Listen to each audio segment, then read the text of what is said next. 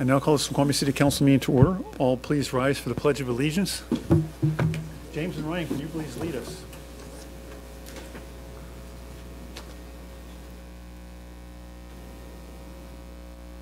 Please remove all of them here. I pledge allegiance to the flag of the United States of America and to the republic for which it stands, one nation, under God, indivisible, with liberty and justice for all. City Clerk, please take the roll call. Councilmember James. Here. Councilmember Ross. here. Councilmember Holloway. Here. Councilmember Mayhew. Here. Councilmember Lassay had hoped to be here, but he did just send a request to be excused. Councilmember Sundwall. Here. Councilmember Shepherd. Here. Mayor Larson. I am here. Council, may I have a motion to excuse Councilmember Lassay from tonight's meeting? So moved. Second.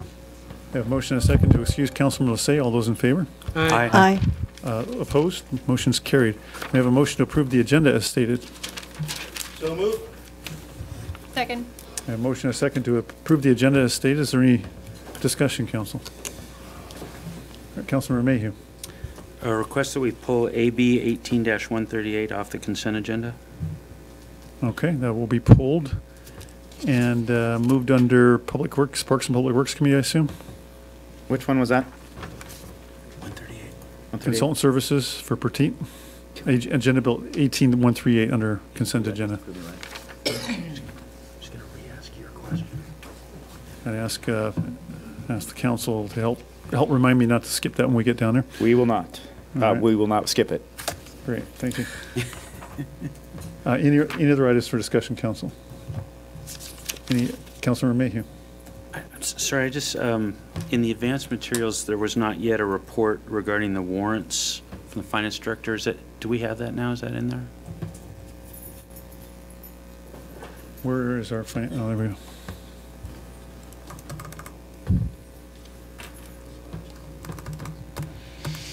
I don't believe that we have that tonight. I'm sorry, Robert, what did you say? We don't have that tonight. You sent that to All right, any other items, council? All right, with the one item pulled off the consent agenda, all those in favor? Aye. Opposed? Motion's carried. No. All right, with that, we move on to the consent agenda. All items listed below being acted by one motion. Action items include minutes for the November 13, 2018 special workshop and regular meeting, the November 15, 2018 special workshop meeting, approval of warrants as stated in the agenda packet. Other approvals include Agenda Bill 18124, Amendment Number 2, Agreement for Consultant Services with Parametrics for on-call engineering services, process support, and optimization. Do I have a motion, council? So moved. Second. I have a motion and a second to approve the consent agenda as stated. Is there any discussion? Or any member of the public that would like to comment on these items prior to? All right, seeing no one move forward. Councilmember Mayhew? I just have a question regarding the warrants for the finance director. Just want to verify whether all of the internal controls have been completed on these warrants. Oh, crap. They have.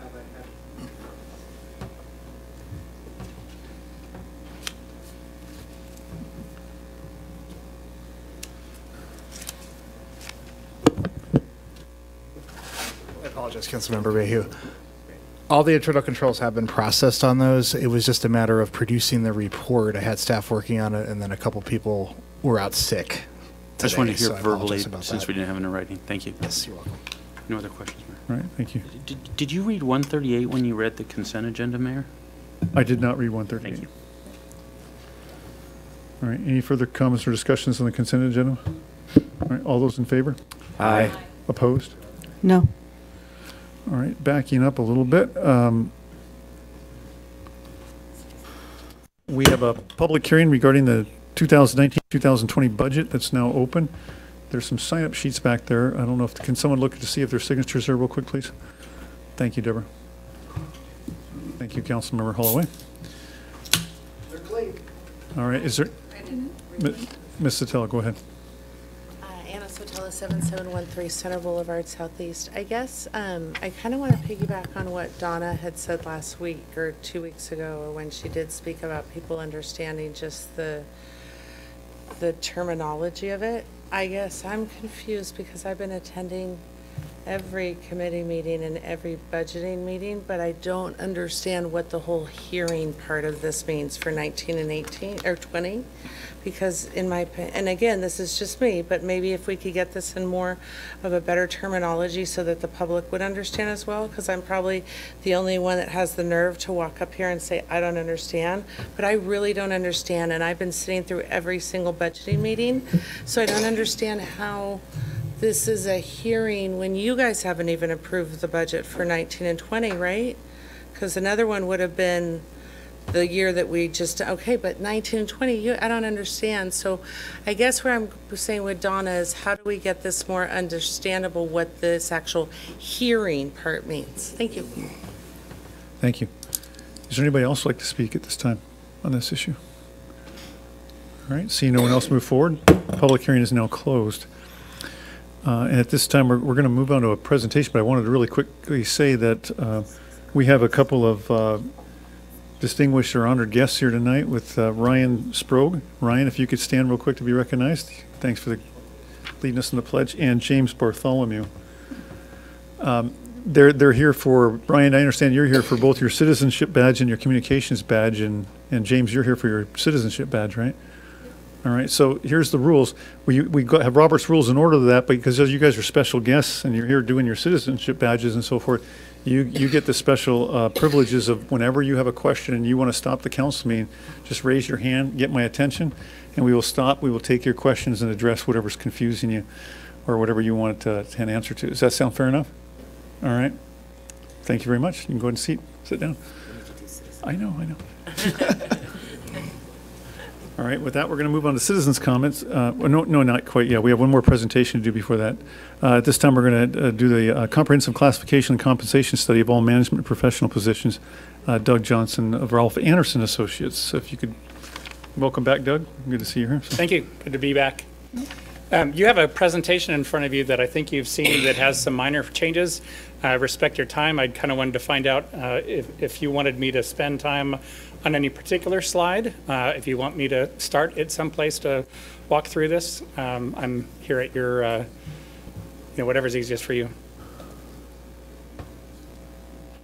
I guess I would lean on some of the members of the F&A committee that were there to help clarify some of the. Right, so fellow council members at the F&A committee, we had some interactions, as we said we would the last time we heard from this consultant, and gave some guidance based on input that we received from you and that we, based on our understanding, and that has led to some modifications to primarily add some additional information into the report. We asked for a particular slide to be created which would summarize the options that have been discussed at council and what the cost of doing those on a summary basis would be. So I think that's the one slide that I'm hoping that we'll spend some time on. And beyond that, at F&A, that's where we primarily spent our time and what we focused on that we thought would be of particular benefit to you. Oh, got it.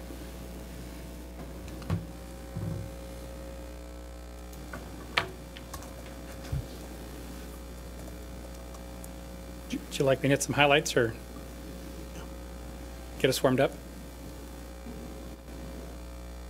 I guess I'm looking for you guys to pick it up where it was at the F&A committee and just sort of summarize for the council what the most recent information coming out. Councilmember Jeans. So I have a specific question that citizens have asked me, and I'm curious about. They say, I live in Snoqualmie, I got a good job, but I pay for my benefits. And the example with city employees, including management staff, is that their benefits are generally paid for. I'd like you to comment, at least generally, about the notion that if we have employees, including management and supervisory staff, and we have to be competitive in the marketplace, how do you factor in the benefits that are essentially not paid for by the employee? Yeah, we do so in two ways. So one thing I wanted to highlight just in terms of process, is that we analyze the benefits first as a package. And the simple thing we're trying to understand is, do your benefits help your market position? Do you do something different or better than the market? Or do you do something less or worse than the market?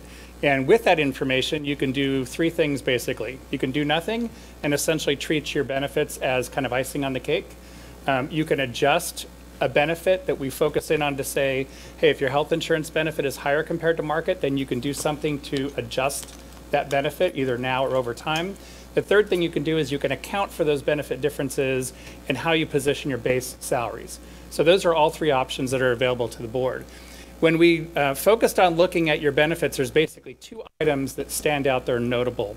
One is that you have a performance pay plan that allows up to a 4% payment based on performance that goes beyond what we would call base salary. And with that particular benefit, you gain in market position. On this chart here, it shows that you might otherwise, compared to median, be 4.6% below median, but with that additional performance pay step, you gain to 2.4% below median. The other gain that you have, if you factor in the value of your insurance benefits, you go from 2.4% below median up to 0.9% above median. The reason I X'd it out on this chart is what we're suggesting is you do a deeper dive, and so I did do a chart here on page 11 that shows here's what the employers pay in your market, here's what the employees pay, and you can see there are only 3 other agencies where the employee pays 0, which is the situation here in Snoqualmie, and then we kind of show the percentage of employer paid. Historically, in the public sector, if we were to kind of wind the clock back, 10, 15 years ago, most agencies paid 100% of the employee benefit. Over time, agencies have adopted a sharing cost mechanism, and the sweet spot is around 90%. So you have the employee pay 10%, the employer pays 90%, and once an agency starts that practice, they generally maintain that in some fashion, either by sharing increases moving forward or looking at that based on what the market conditions are over time.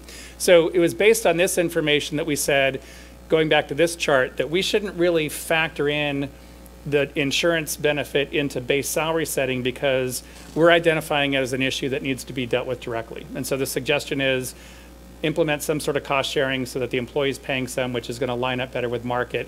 And then what we just focus on, it would be this gray bar. So you gain a little bit, again, because of the performance step, and then we can just focus on market position from there. Thank you. Councilmember Ross. But if we chose not to do the medical sharing, insurance sharing, then this would be a very important point that we pay almost 1% more than the other cities that you compare it to. Is that correct? It is if we look at one problem with that. The caveat of that is that, that this chart and this chart are factoring in full family coverage.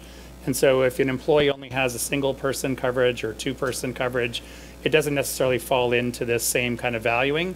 So that could be a difference, meaning in some of these agencies, they could share the family level benefit, but not share, meaning they would pay the 100% for the employee or employee plus 1.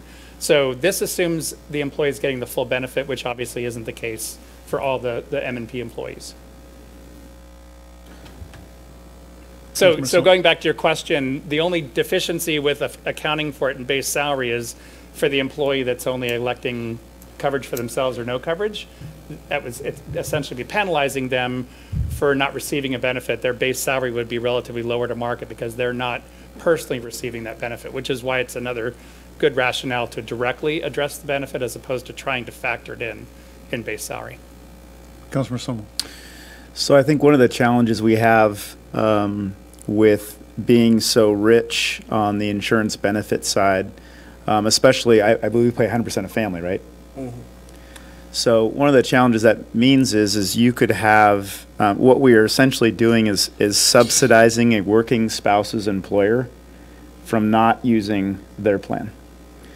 And that's something that, is that a fair, I mean, if I have a working spouse and their plan is 90%, why would I use their plan? Assuming networks and things like that are similar, right?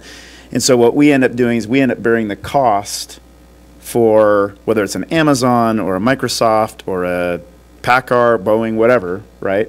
We end up bearing the cost because ours is so rich compared to what a working spouse or partner is getting. And so and I think that's increasingly common as corporate America moves away from 100%, coverage for worker and family.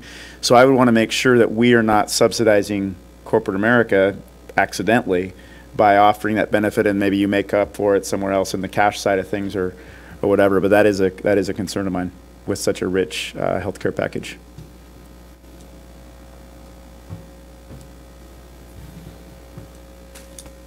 The chart that was referenced in terms of consolidating the options was this chart here, just to put it on the screen here. One of the things that was highlighted in the last discussion, I think with the F&A committee, and it may have been at the last council meeting, is that all of these numbers are 2018. And I think all but one agency all agencies will change in 2019, most of them starting in January. So this catches you up. Any market deviation that we report as part of this catches you up to 2018.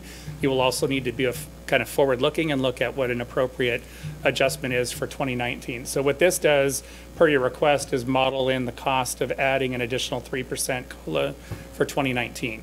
So you would essentially take whatever adjustment. If you look at this median with cash benefits, it'd be an average increase if you just look at the average 3.1%, and then you'd have another 3% on top of that. Now, some employees, it's a 0%. You can see obviously it's a variable. Some employees it's more. And then the other option is to use median salary plus 1%, which is a slight position above median, giving you a little bit higher market position, still with cash benefits factored into that. And you can see that that's a 3.9%. The 92,218 is the cost of just doing that. And then we have the combined cost for both of the 2019s. That 145,506 includes the 73,063, as does, and then when you look at the 165,236, that includes the 92,218. So it's basically combining 18 and 19.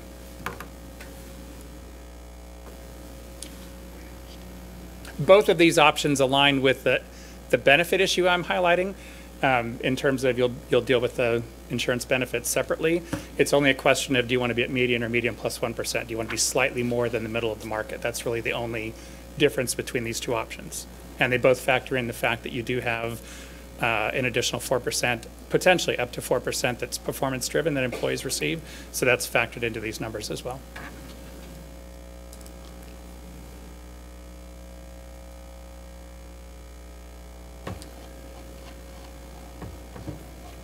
Councilor Summerall. So with all this information that we received, now what? So is there a process coming up where we need to reallocate money, or we need to approve increases? Or I guess what I'm saying is this is really fascinating, but so what, or now what? What do we do about it? We've been discussing at the Council's F&A committee meeting, and this is what they asked us to put together. What we're recommending is whatever council would select, that we would have you place that into the 2019 budget. We would not suggest any adjustments in 2018. We're too close to the end of the year. So we'd be looking at one of those columns. We would recommend either the median salary with cash benefits plus the 3% COLA for 2019, or the far right column, which would be the median salary plus 1%, which puts you 1% over the market, plus the cash benefits, and then the 3% COLA. We would ask that to be applied to the 2019 budget. So I think one of the questions Doug asked at the F&A committee was, on this chart, what was a little unclear was, is the 145,000 net increase the 3%, or the medium salary with cash benefits plus 3% COLA? If your analysis is in 2018, we're currently including benefits, the full package, about 1% above the comparables, then if you do a COLA of 3% increase on that, you're still relatively 1% above, assuming everyone else does a similar kind of increase. Correct. Correct? Yes. So in fact, the 3%, medium salaries and benefits to 3% with the total at 145 down below is effectively keeping us about 1% ahead. Well, not if you're adjusting your insurance benefit. So if you change this chart here. Okay, so you're saying in 2019 we should be considering making some yes incremental adjustments, so that would be right. Okay, so then you'd want us to suggest we go to the 1% one, but then make some incremental adjustments to the insurance benefits. Correct. All right, which we could do with M&O, but not unions at this point. Councilmember Sunwell? Is there a slide in here that maybe gives a forecast of, if we made X change to benefits, this would be the result? Y change, and so, X might be, hey, 100% for employee only, and some lesser percentage for family, or 80% for all of them, or whatever. Do you have a slide that would give us, so we could know what the total outlay would be by reducing that? No, we can guesstimate it a little bit. We can just simply say that, again, since we're modeling, this is assuming everybody's availing themselves of the full family benefit, that 0.9% would, since we can account for that minus 2.4 to a 0.9, we know that what's driving that is $376 difference on average between your 2141 and the rest. So even if you shifted 10% of that, you're going to eat up probably at least 2% of that. But I guess what I'm saying, so you go back to the slide where you X'd out. So that's with 100% pay. If we right? did 90%, my guess is that you would be about 1.5 to 2% below median on that far blue bar.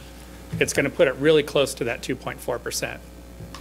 If you had employees start paying 10%. So that's just a difference between 100 and 90. 100% versus 90% in health. Correct. Yes. And then that's not tweaking whether the employee gets 100 and the family gets 90. That would be a further tweak beyond. That's a number that you're guesstimating would be 90 for everybody. Correct. Okay. Councilor Mayhew?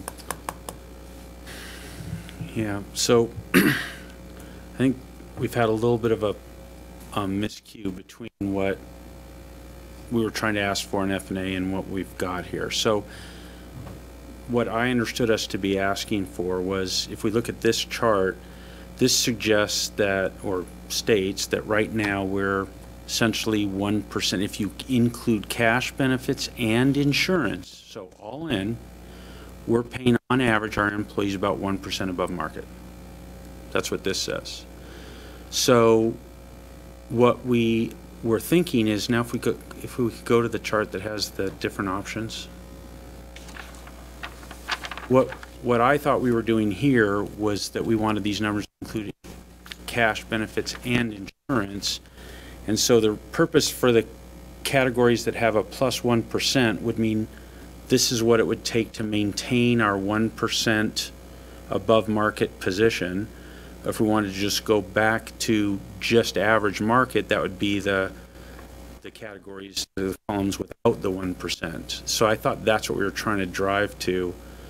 So we don't have that. So that's what we were trying to do, is then just sort of say, what would it cost us to stay at that 1%, as in add in the 3%, but sort of fix the median. So that's what I thought we were trying to do here.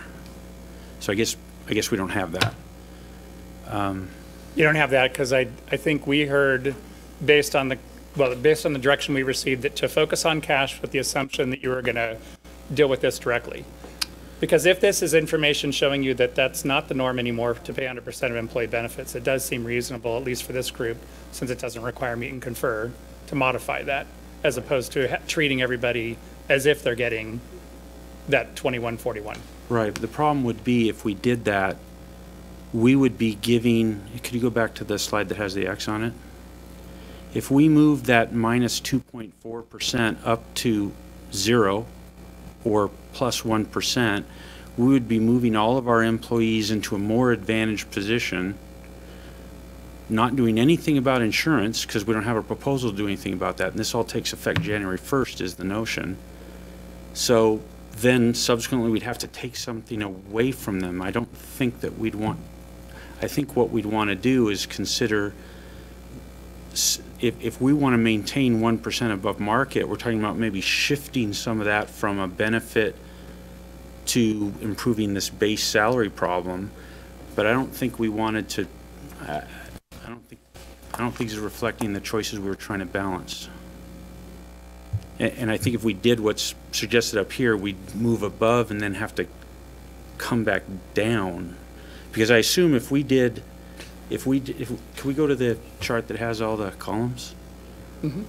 If we did this, if you included insurance, we'd be several percent above market if you included insurance, right? You'd be another 2%, Yeah. 2 to 3% above market, So correct? I don't think we were trying to come up with an option to move further above market. I think, and that's what this would do. I understood this to be something that could be coordinated with the change in benefits, either whether that's on the same date or within some time period. January 1st is when it would happen, right? And we're currently working on some options for particularly the medical insurance program with AWC. We're going to offer several options on that, at least two, if I'm aware of. So you're not in open enrollment yet? We still have time to move that? We're working on it right now, yes. In other words, in 2019, to introduce some cost sharing benefits as we increase base. That'll be part of the option, yes, with the two options we're going to present. Starting January 1? We're working hard as we can to get it done, yes. Let me, Councilmember Holloway. all right, Sean, you had your hand up, go. Thanks, Councilmember Sutton-Wall, and then I Councilmember have Holloway. T-Rex arms, so it's very hard to see them.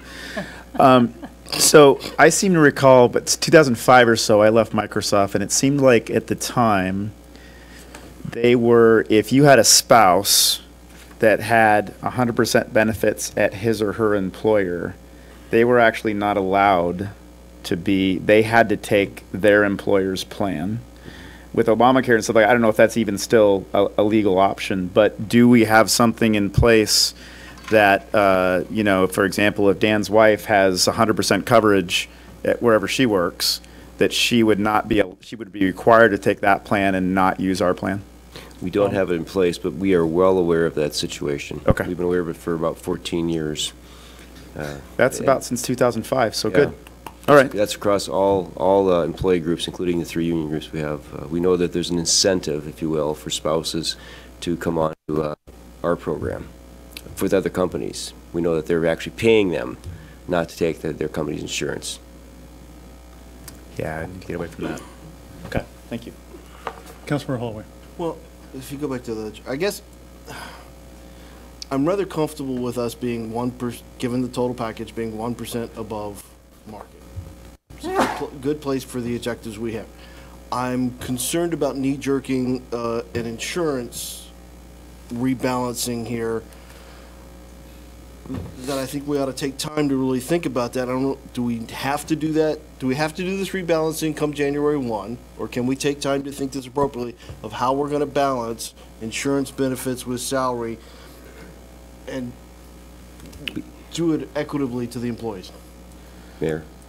Bob. We do want to be deliberate with this. We know that we've got 22 management professional employees, and everybody's situation is unique, but we don't want to necessarily cater to those people. We obviously want to offer options that create incentives, but also we're going to have to at some point recommend something to add a cost share to it. We understand that'll have to be an option, at least for some of the employees that may choose to do that. But we're going to have to go to higher deductible programs. We're going to have to obviously offer co-pays. They're going to have to be part of the deal. Perhaps even an incentive of a cost share on the insurance, if they want to stick with what I'll call the 100% insurance program. That's coming. Councilmember Jeans and Councilmember Mayhew. So I think the answer to Brian's question, answered by Bob Larson, the answer is yes. We probably should think about it more. And so maybe we can't do anything in this budget deliberations because this is coming to us for the first time and we're almost to the end of budget consideration. I'd like us to maybe stay with what we've got, which is about 1% above market, and then figure out during 2019 how we ought to reslice the pie. So Bob, just to confirm what you had said, or Councilmember Jeans, I heard you saying that you'd want that middle column at the median salary of benefits to 3% plus COLA with the total annualized cost base $145,000, that center column, because that retains the 1% advantage as a full package. And then in 2020, or work toward 2020 to reevaluate a shift. Is that what you're saying? I don't know if that's what I'm saying. All right. I'm just trying to clarify what I heard. Councilmember Mayhew. For what it's worth, what I heard is maintain the 2.4% below and the current benefits. That's what I thought I heard. But in any event, my question is, these numbers here, so there's a budget proposal that's been put in front of us. It has salaries in every department. Which one of these numbers does it correspond to? In other words, were we to approve the budget exactly as it's requested, which one of these would we have achieved? Robert? Or Bob, do you know? I do, but I want to make sure Robert's on the same page here, because we have not had time to thoroughly discuss this.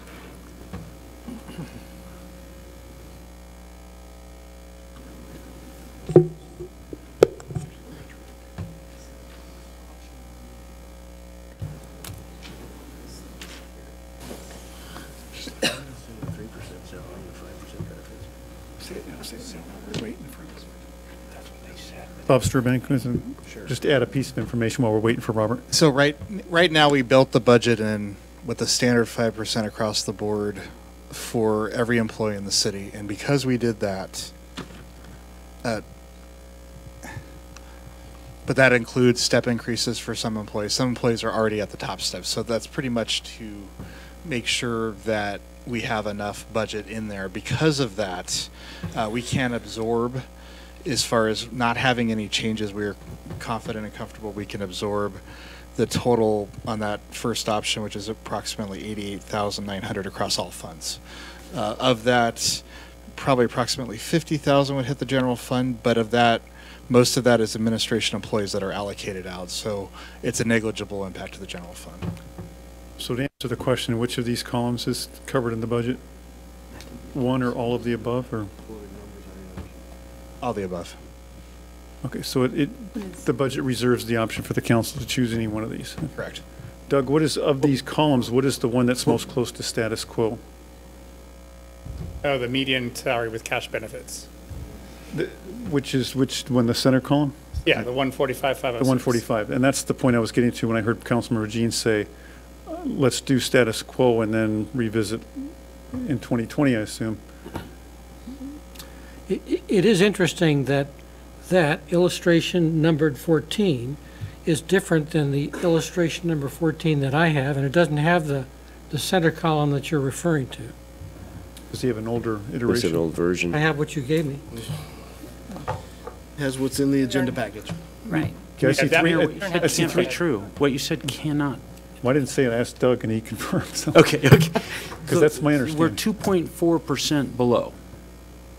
So to get to that column that says plus 3%, 219, we would be adding 2.4% plus 3%. No, we're not 2.4% below. That column, if you're including the benefits as part of the comparative.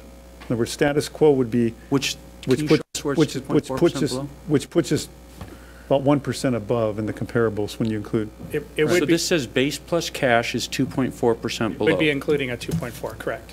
You're correct. Yeah. It's including a 2.4, and then there's another column with a 3%. So factual, I just want to make sure we have the facts, so we can debate what we think of them. But so the fact, if we go back to the other slide, go to the column called plus 3%, right in the middle, plus 3%, 219 COLA. This column, yes. So it has 145,506 at the bottom. That would be a 2.4 plus 3, so a 5.4% increase. Is that a reason? Roughly. Just in the concept Rounded. that we're talking about, correct, yes. So, and then just to tie it into my other question, a 5.4% increase, the increase that's in the proposed budget is above 5.4%. So in other words, the answer was we can absorb it within, and what I'm trying to get at, well, if we're lower, that means some amount of money becomes available, right? So if we've budgeted at 6% and we do 5.4%, then 0.6% becomes available for other purposes. That's what I'm trying to drive at. I guess my confusion is, is the insurance not part of the benefits in this graph right here? These charts assume that the insurance is going to be adjusted separately. So there's, okay, so then it's not the status quo I was that's the Status quo would confu- be an option that So I basically assume the uses status this quo far had right. everything, benefits, insurance, everything in there, which kept it at 1%. So there's the confusion. So it wasn't clear to me that none of the insurance is in that graph. Okay. Correct.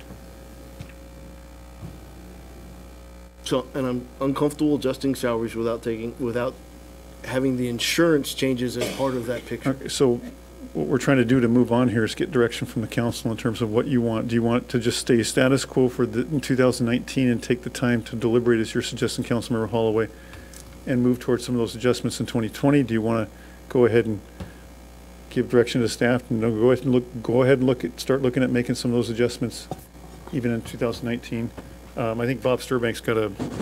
Just a point, there's a separate section in the budget statute, and 35A 34 180, I think it is, that allows, yes, 180, that notwithstanding any salary or salary ranges that you might approve as part of the budget, the council can, just by simple majority, change wages, hours, conditions of employment of any or all subsequent to final budget adoption, without being subject to the supermajority or other requirements that would generally apply to a budget amendment. Councilmember Sumwell? So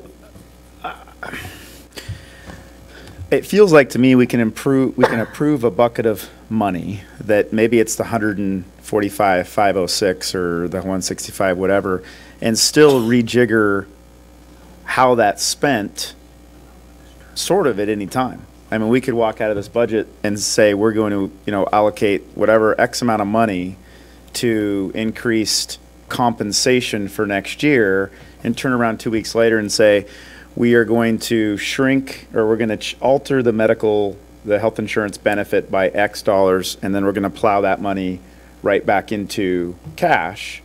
And the net, it's a net zero game. So I don't think we have to either rush into the health thing or not rush into it. I think we need to approve, where do we want to be overall, whatever the levers are, right? Do we want to be 3% above or 2% above? And then, great, fine.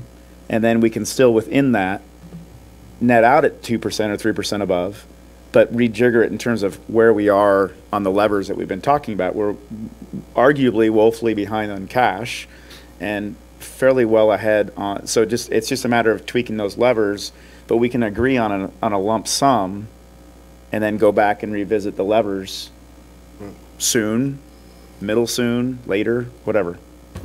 Right, Bob Sturbank? Correct. all right, so then the direction I guess we're looking for is the target after COLAs and whatnot to still remain about 1% above the market. But according to you, we'd be at 1% above the market as everyone stands at the end of 2018. Theoretically, many, if not all of those, would be making adjustments in 2019. So that 2019, we'd be, I mean, you're always doing this, right? Correct. School districts, you're always going back and forth. And so there's a period of time for some number of weeks or months that we're ahead. And then as you get toward the end of that year, we're now back behind. And we do this shuffling constantly, right? Yes. Okay. Councilmember Mayhew? So I agree that you're asking a question I also have. I don't know how to answer it because I wouldn't want to give an answer that says I want to do X if that meant that we were going to have to cut $2 million out of the police budget, right? So that's why I'm trying to ask this question. What's in the budget already? What, so the budget we've been spending weeks sort of getting familiar with and trying to understand. How does that correlate to a decision we might make? Would that mean we're going to have to come up with more money? Does it mean that we're about on target? Does it mean we're going to have money actually released? That's where I'm going to.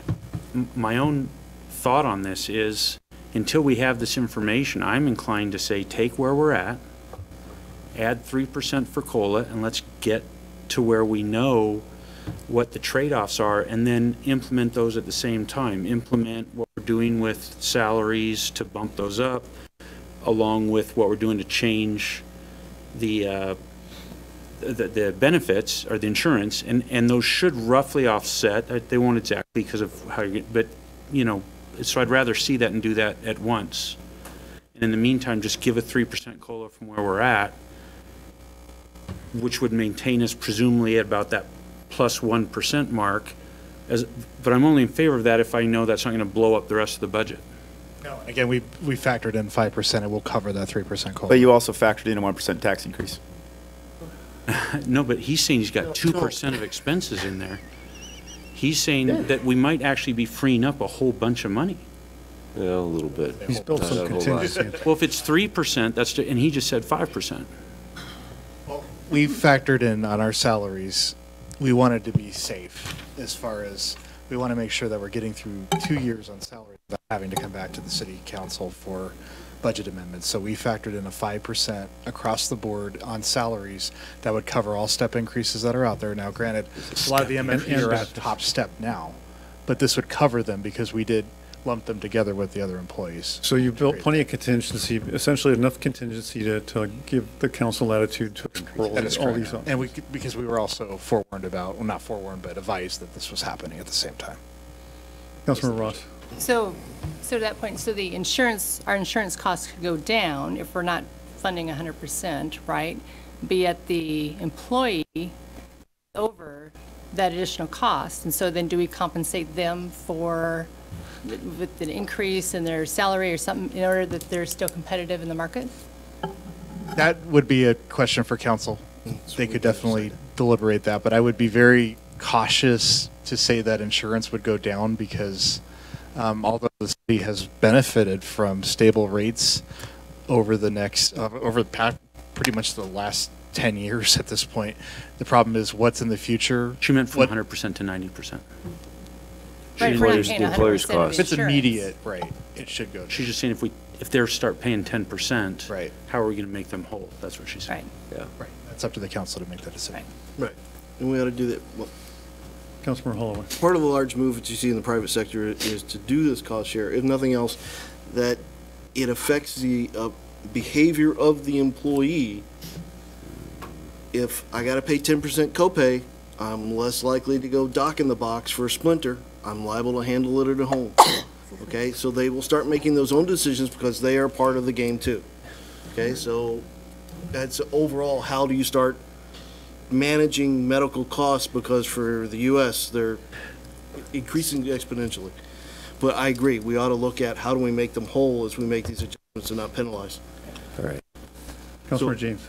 So I realize this is a presentation, but we've had enough discussion that maybe we can come up with a proposal that, Brian?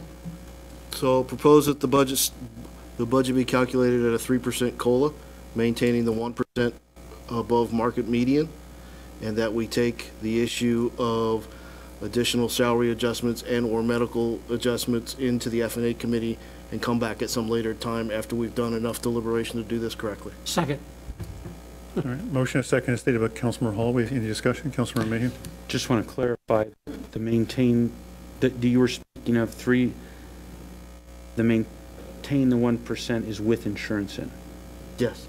I'm not proposing that we make a change to the insurance at this stage. And therefore, we're going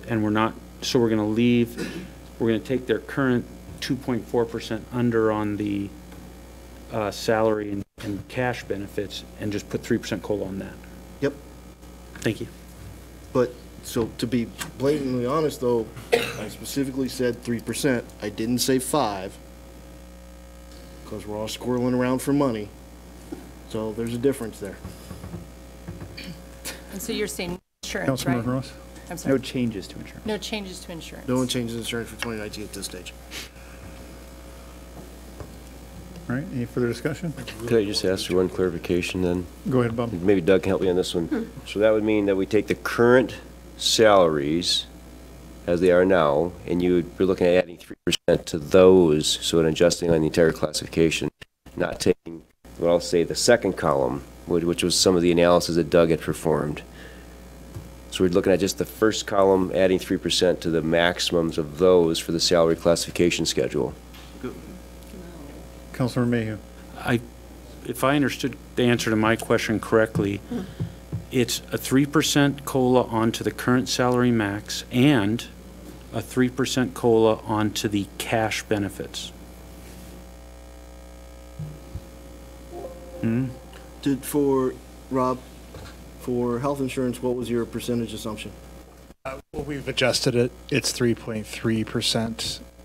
Because we first thought it was going to be 7, and we actually adjusted to 3.3. We factored 7. We've I'm already comfortable call reduced that. 3.3 and 3 equivalent. Okay, just so we cover both. Okay, but I just want to make sure that there are no other, what I'll call, market adjustments to any of those maximum salaries at this time. Okay, just make sure we're clear. All right. Well, and just, I guess, just to further clarify the question, we do have some jobs that are more than 5% below median. So that means we're not going to do anything about these jobs that are more than 5% below median. We're using averages when we talk policy here. We're averaging everything.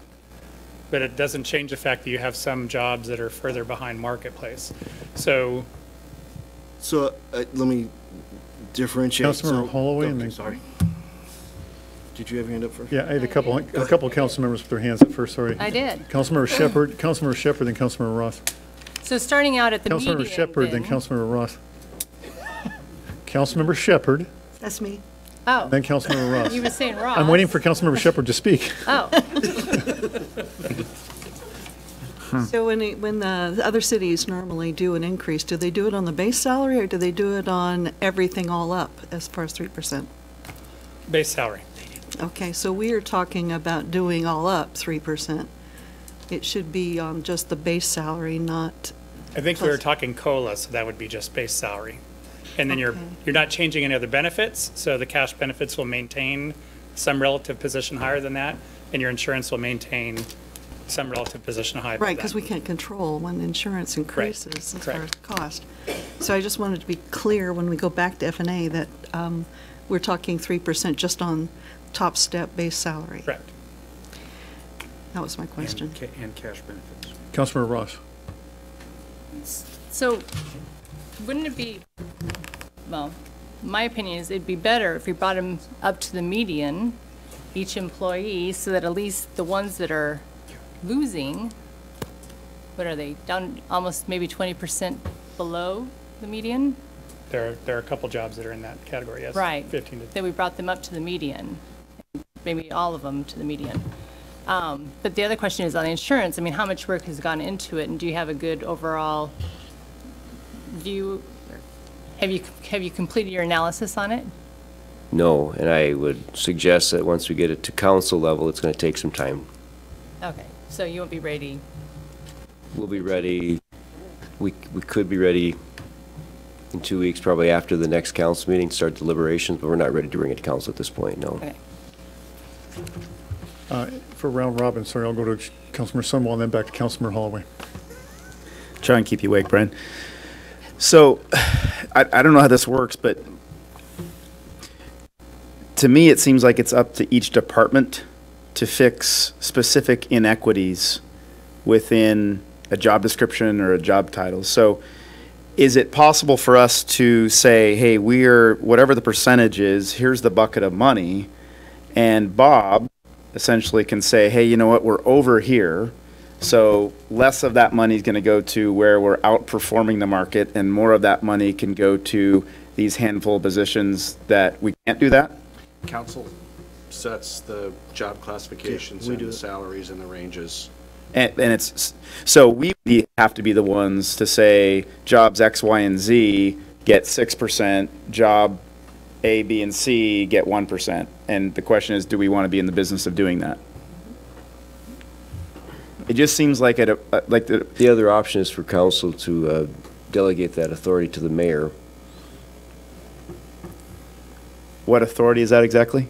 the one you just mentioned, the job descriptions, filling those positions, which he has right now, as well as the salaries. To do the internal readjustments, I mean, that's typically what we try to do every 4 or 5 years when we do these studies, is to make sure we do some internal readjustments too, not just on the whole.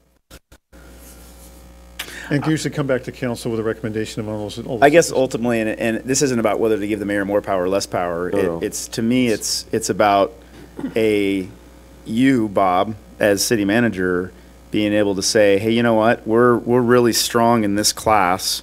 We don't need to allocate X percent to keep these people, but in this particular section of job descriptions, we're struggling, right? Mm-hmm. And they're really valuable, but I need to be able to shift some of those dollars to be able to compensate. Otherwise, they'll never get ahead. Unless we want to sit here and job description by job description, say that this organization should get, or this job should get that, and this job should only get this. They'll always be that far behind. Councilmember Holloway and then Councilmember Mayhew. Okay, so I'd like to separate the issues of budget. So I think we kind of made a decision on budget from salary management. I think we can take the salary management discussion of whether or not we do 3% peanut butter or whether we do targeted adjustments for market penetration of different employees. We can do that as a separate discussion from the budget, do that in F&A, and come back to you guys with a recommendation. Works for me.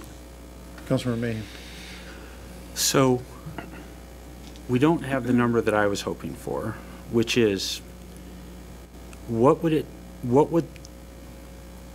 take to bring all of the job classifications that are below median minus 2.4%? You understand why I'm saying that number? I do, yes. If we took all the positions that were below median minus 2.4% and fixed those to median. Okay, that is what that first column does. Which column? This column here. These numbers are generated by that gray bar, which is the 2.4%. Minus 2.4%. I said minus 2.4%. That's median salary, not minus any 2%. No, but it includes it includes the value. Sorry, just to know what the term means. When I say with cash benefits, it means that we're driving that table with this number, not this number. Mm-hmm. So we're using this number here, which is factoring in what your market position is when you add in cash benefits. And that's what produces this column here. The only thing this doesn't factor in is insurance benefits. Arguably, a third option that you're essentially talking about is, what if we don't fix insurance benefits right now? What would the numbers look like if we... Yeah, I'm sorry, let me just try and catch up with what you just said. So you're saying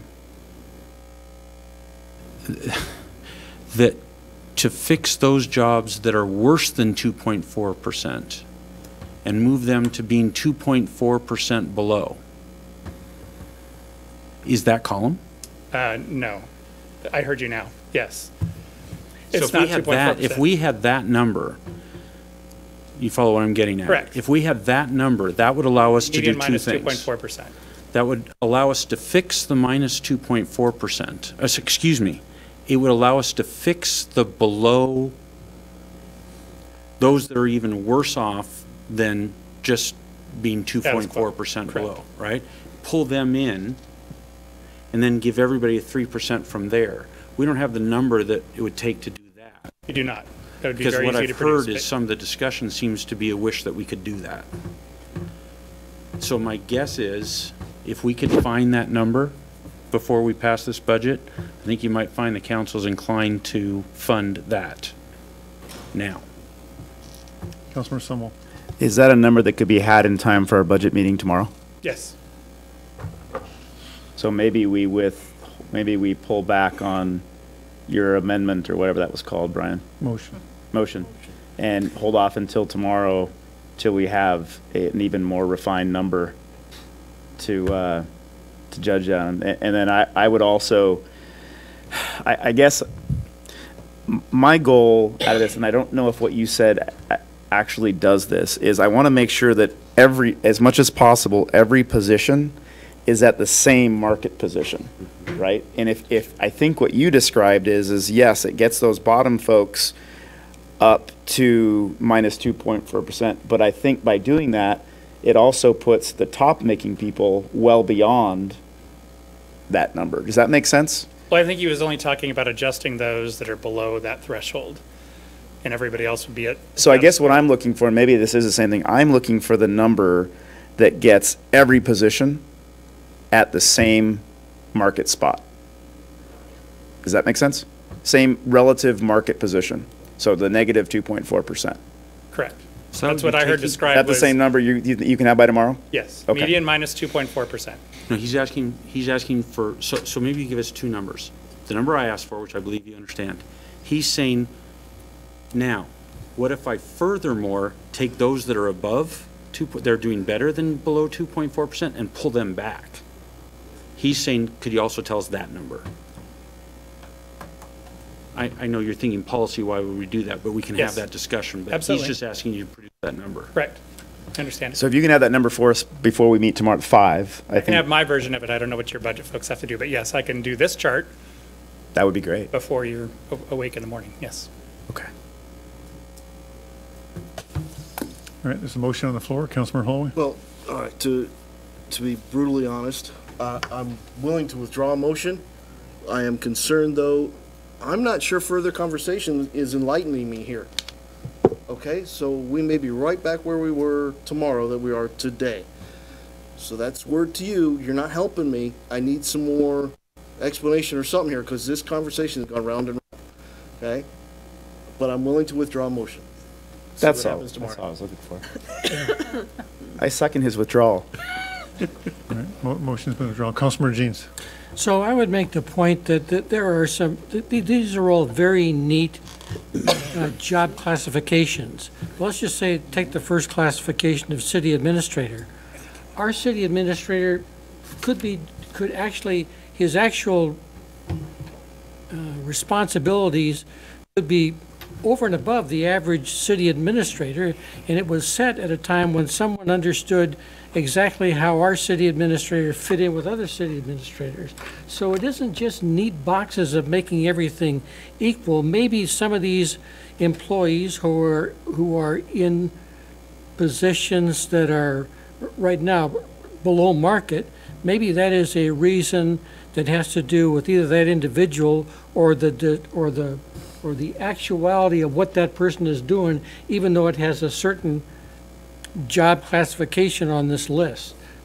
So that means I'm for Brian's motion to go through, because I don't think we need to make a decision to do a patch job in one day. I think we should spend some time in January, not late December, but in January, to contemplate really where all these things should be, and discuss the whole matter of how the whole package should fit together. So I'm in favor of passing the motion, which I think would give us some time to consider everything together at a later time than these budget deliberation times. Was there a motion? A motion's been pulled from the floor. So I think, Council, let me recommend, just for the sake of time, since we'll try to find some time to pick this up in the budget meeting tomorrow night, everybody okay to move on at this point then? So what does that mean? But Brian did pull his motion off the I floor. pulled the motion, I'll put it back on tomorrow night. Okay. Okay. Any other comments from the staff? All right. Doug, thank you so much. All right, with that, I think we're ready to start the council meeting here. 3 hours later. Yeah, so at this time, I'll provide time for citizens to comment on items on the agenda. A few ground rules. First, though, Snoqualmie residents who are not present have a right to have their elected representatives perform their duties on behalf of the city in an efficient, orderly manner. Therefore, comments of those present will be limited to 3 minutes each. Secondly, please wait to be recognized. Come to the podium and state your name and address for the record. Third, direct your comments to the council as a whole and not to individual members. Fourthly, please note that this is not a time to ask questions of the council, mayor, or staff, or to engage in debate. The council will quietly and respectfully listen to your concerns. And lastly, please respect the decorum of these proceedings, as all due respect will be afforded to you. So with that, is there Mayor, anybody point of order. It's items not on the agenda, correct? Correct. You said items on the agenda, so Oh, there'll be time for that. Thank you for correcting, yeah. So with that, would anyone like to speak to any concerns that are not on the agenda tonight? All right, so move forward. We'll move on to the ordinances. Agenda Bill 18134, ordinance levying the general taxes and levying general excess property taxes for the city of Snoqualmie for the fiscal year commencing January 1st, 2019 on all property, both real and personal, in said city, which is subject to taxation. The general taxes are for the purpose of paying sufficient revenue to carry on the departments of said city for the ensuing year, and the excess property tax levy is for the purpose of paying debt service on the city's unlimited tax general obligation bonds 2016. All is required by law and providing for collection thereof. This was introduced on October 22nd and is ready for action tonight. Yep, so move to adopt ordinance 1207. 1207, levying the general taxes and levying excise property taxes for the city of Snoqualmie for the fiscal year commencing January 1, 2019, on all property, both real and personal, in said city, which is subject to taxation. The general taxes are for the purposes of paying sufficient revenue to carry on the department of said city for the ensuing year, and the excess property tax levy is for the purpose of paying debt service on the city's unlimited tax obligation bonds 2016, all as required by law and providing for collection thereof. May I have a second? Second. I have motion and a second to approve ordinance number 1207 as stated by Councilmember Holloway. Is there any discussion, Council? Councilmember Holloway. So I would like to make a motion to deduct the 1% general increase. And in response to prior questions, if required, I would recommend that we hold off on increased city events for 2019. We take affordable housing study from 200,000 in the biennial to 150,000 in the biennial. We withdraw the City Hall AV $25,000 upgrade, and we take the 100,000 facilities maintenance consultant contract proposed at $100,000 in 2020 to be $50,000.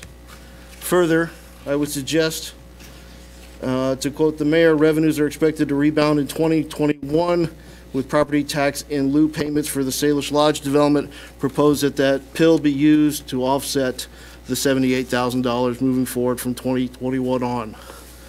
May I have a second? Second. Motion and a second as stated by Councilmember Holloway. Councilmember Sunwell. I'm sorry, point of clarification. Sorry, point of order. The council member moved the ordinance and got a second, and then Motion to, made it. So is that a motion to amend? motion to amend to remove the 1% general levy increase. All right, so we're now debating the amendment to the original motion on the ordinance. Councilmember Sunwell. So I would recommend that we delay this vote until tomorrow when our 7th council member is here. The problem that this creates as being an ordinance is the mayor is not able to break a tie. I believe that a council member we should not, I believe that this is of importance such that there should be a majority one way or the other of council voting on this, not have it be based on just 6 people. So, Councilmember Lassay will be here tomorrow. I don't think there's any reason why we couldn't adopt this tomorrow. Point of order. Mr. Sturbank, with tomorrow being... It's not noticed. Okay, tomorrow is a special. I got you. With tomorrow being a budget workshop, can we vote on ordinances? It's too late to know, if this is not on for tomorrow, it's too late to add it. I withdraw my comment. Could not be noticed in time. No. I agree with you, I just can't do it. Need 24 hours notice. 24 hours notice. So you could, the council could select another evening this week to have a special meeting. Could that be noticed, though, and we wouldn't see that tomorrow's meeting is from 5 to 9, correct? Could we not take it up till 8:30? Depends how fast the clerk can amend the agenda. I'm not trying to be difficult. I just think this is a matter, I would, a 3-3 vote is a defeat, and that does not represent a majority. And the mayor cannot weigh in because it's an ordinance. So that's my only issue. So if we did a meeting on Wednesday, do we know Matt's availability? He is unavailable. Well, Wednesday evening, we all have something. Wednesday evening No, is Snoqualmie Thursday. Valley Government's. We can have a 1-hour meeting Thursday and have Matt, can we have Matt present?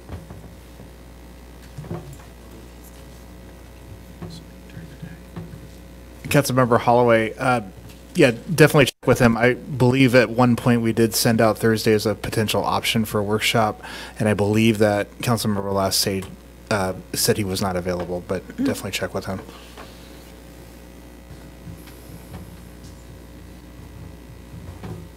Councilmember Ross. I would be happy with having Jody go work on the special notice real quick so we can have the meeting at 8:30 tomorrow. Is that a concurrence of council? Make it work for Jody. I mean, we have to do it at 9 o'clock, and I can go up and do it, but I wouldn't be here to take minutes. We can replace that. We take a recess? First, I want to get an answer as to what we're doing during the recess. So, Is there concurrence of council to want to put this as a special agenda item for tomorrow if we can night? notice Put it it, at 9 o'clock tomorrow night, yes. okay. We'll notice it for 8:30. Okay. Who can we get to step in for Jody while she runs upstairs? Would this change your mind? So, He's a no. Where's Joan? just before you go though, Jody, Optics, though, I like. so I'd like, just to be clean, withdraw my motion, amend the original motion to postpone it till tomorrow night at 9 o'clock. I think you need a motion to do that. 8:30. Recess while Or you 8:30 tomorrow take a night. break to do that. You can just withdraw. Okay. Okay. Withdraw the motion. That's the second time tonight. Councilmember Summel.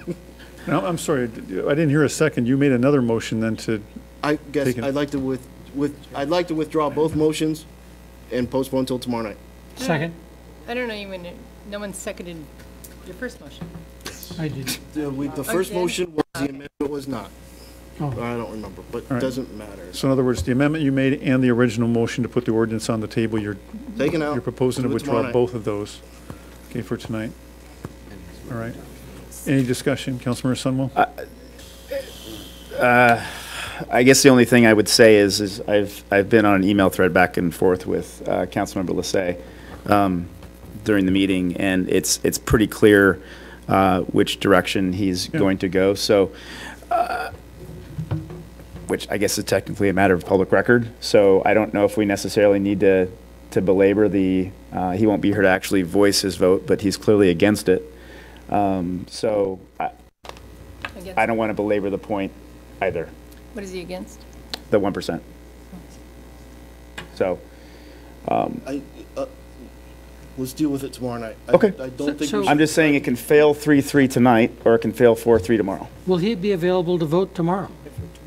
Oh. Does anybody have a, Understanding is yes. Yeah, I think both will have to be. I thought she said no. I'm sorry, Councilmember Jeans, you said something? I asked the question, does anybody know whether he'd be available to vote tomorrow? He's not. I believe he's going to be here tomorrow night, is he not, Jody? I think he's out of town. He's out of town. So he's not going to be here tomorrow night at all, or even calling in. Councilmember Mayhew?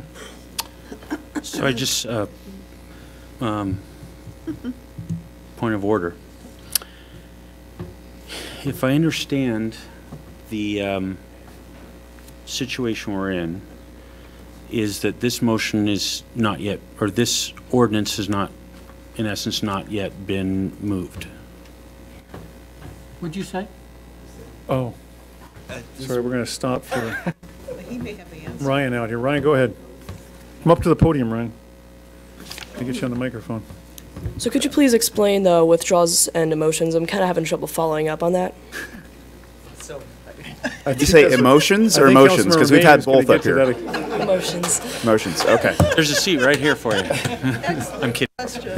You're very observant, Ryan. I think Councilmember Mayhew is going to get to that point. He's going to call. He's calling me out for maybe dropping the ball a little bit. Here, go ahead. So, I'm just trying to understand. So, what happened was there was a motion to adopt this ordinance, which, in order to pass, would have required 4 of the 6 council members present to vote in favor of passing it. Is that correct? Correct.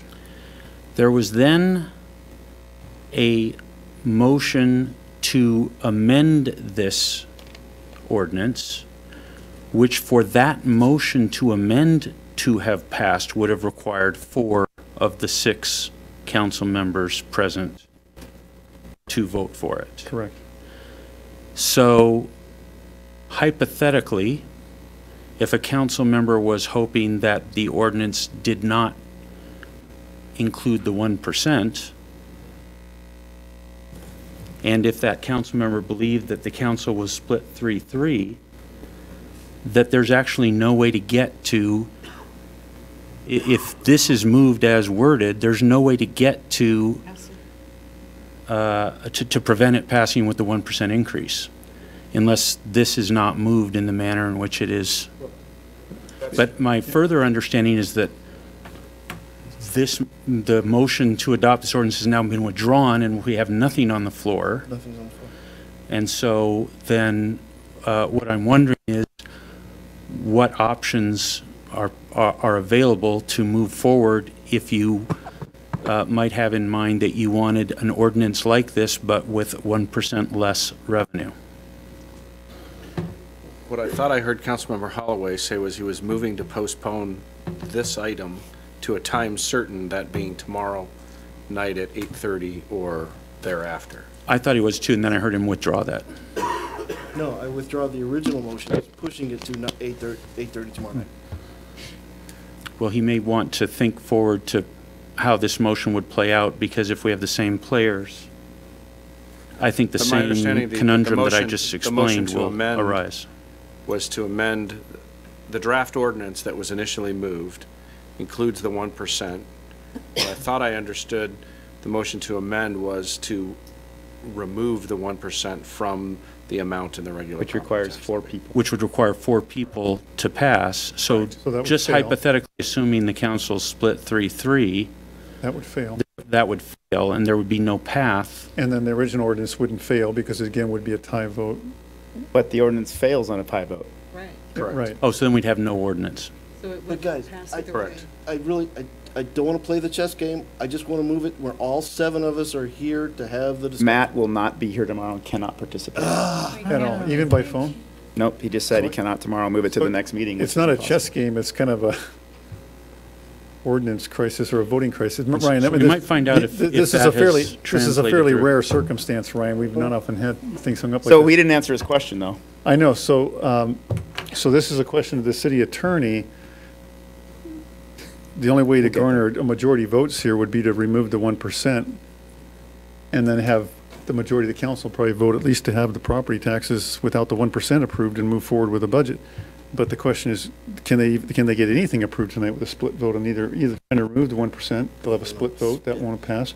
They'll be back to the original ordinance, they'll have a split vote, that'll fail. So what happens, what is the status quo if this Judge ordinance Wapner, when you need him. fails by a tie vote? If there's no property tax ordinance adopted by November 30th, then the city is limited to the amount of the levy from the previous year, which means you forego not only the 1%, but the Any of the increase in additional- new construction construction and and the other administrative items that are included in the total of the property tax levy. I feel like I'm in Florida. Bob Sturbank, I heard the beginning of it and then you sort of faded off. Would you explain it again? I'm sorry, so I'm trying to get back to my screen that has the ordinance. So the amount of the property tax levy that's stated in the draft ordinance, $8,318,141, that includes not only the 1% increase, but also increases resulting from the addition of new construction that hasn't yet been valued or taxed, as well as any increase in the value of state-assessed property, which is typically private utility property. In the past, that has related to PSE facilities, and that's been a fairly large component. So if there's no new property tax levy ordinance, you don't get the 1%, you also don't get the increase from new construction, and you don't get the increases due to state-assessed property. You're limited to the total assessment from last year's property tax ordinance. Mayor? So Ryan, I've been on the council for 1 term and mayor for my 4th term. This is the first time in 17 years I've had this sort of situation get locked up like this. So you're witnessing a rather unusual question tonight. It's probably not clarifying it for you, is it? The question you had? No, because we haven't attempted it. It's a lot of complex procedural stuff, and We're back. Using, so typically you'll find in voting legislative bodies like councils or the Congress, it's always an odd number because you want to make sure you never have a tie vote. So, okay. but in this case, we have a council member who's out of town on business travel. So now we have 6 council members, and 3 of them are deciding one way and 3 are going the other, which means we have a split vote. So it has to be majority rule. Right, and if you have a tie vote, usually, like if it's an ordinance to the positive, like, hey, let's build a new swing set at this X park, if there's a tie vote, then the motion fails and you can't build a swing set. But this one's unusual because we need an action here. You can't have a failed action because we need to what you just heard the city attorney say. Deadline. We have a deadline we're up against at the end of November to say to King County that the council's approved to collect our taxes for the next year. You gotta make it And Well, so it's a bit of a dilemma. point of Not to clarification. compromise, sort of. We might be getting there. And actually, if you guys don't mind, I'm going to kick it to the city administrator to propose a compromise that might get us to some action tonight, and then we'll. Councilmember Mayhew, and then we'll come to this. Just wondering, so when I read the summary statement, we have the dollar amount there, 8318141. Does someone in the room either have or can create for us what that number would be if the 1% was not included? $8,240,000, or sorry, $8,240,256. So basically, that minus 78,000 and change. Then we say, yeah. So, Wait, you can't do it. So you want to, all right, so let's go back to the, tell me let's start at the beginning. Because so guys, we got to do something tonight because tomorrow night's not going to do us anything. Councilmember Holloway. Okay, so let's go back to square one. Let's move to adopt ordinance 1207. 1207. I can't read that. Hang on. 1207, levying the general taxes and levying excise property tax for the city of Snoqualmie for the fiscal year commencing January 1, 2019, on all property, both real and personal, in said city which is subject to taxation. The general taxes are for the purpose of paying sufficient revenue to carry on the departments of said city and for the ensuing year, and the excise property tax levy is for the purpose of paying debt service on the city's unlimited tax obligation bonds 2016, all as required by law and providing for collection thereof. May I have a second? Second. Motion and a second to approve ordinance number 1207 as stated by Councilmember Holloway. I then would like to move to amend the amount from 8.318 million to $8,240,000, sorry, $8,240,256. You just went straight. Okay, how is that different than You're before you've Right. got to pull it all back and start over. what? Your motion. all right, is there any discussion? I'm not sure how that's different than, It's not. It's not. no, he spoofed it. all right. Technical Would you I'd like the city administrator to propose a compromise perhaps that could get us off. There wasn't even a second on that. Failed for a Oh, I second. thought I had a second. No, I heard a second, did I not? Who Oh, seconded? that was me. I don't, You no, heard it. no. You I withdrew the seconded- second? I seconded the original. Failed for a second. What do you want, Bob? All right. I was going to suggest that if council looks like they're deadlocked on either taking the 1% or not taking the 1%, maybe you split the difference as a compromise. It's a 0.5%. Read my lips. All right, no further discussion.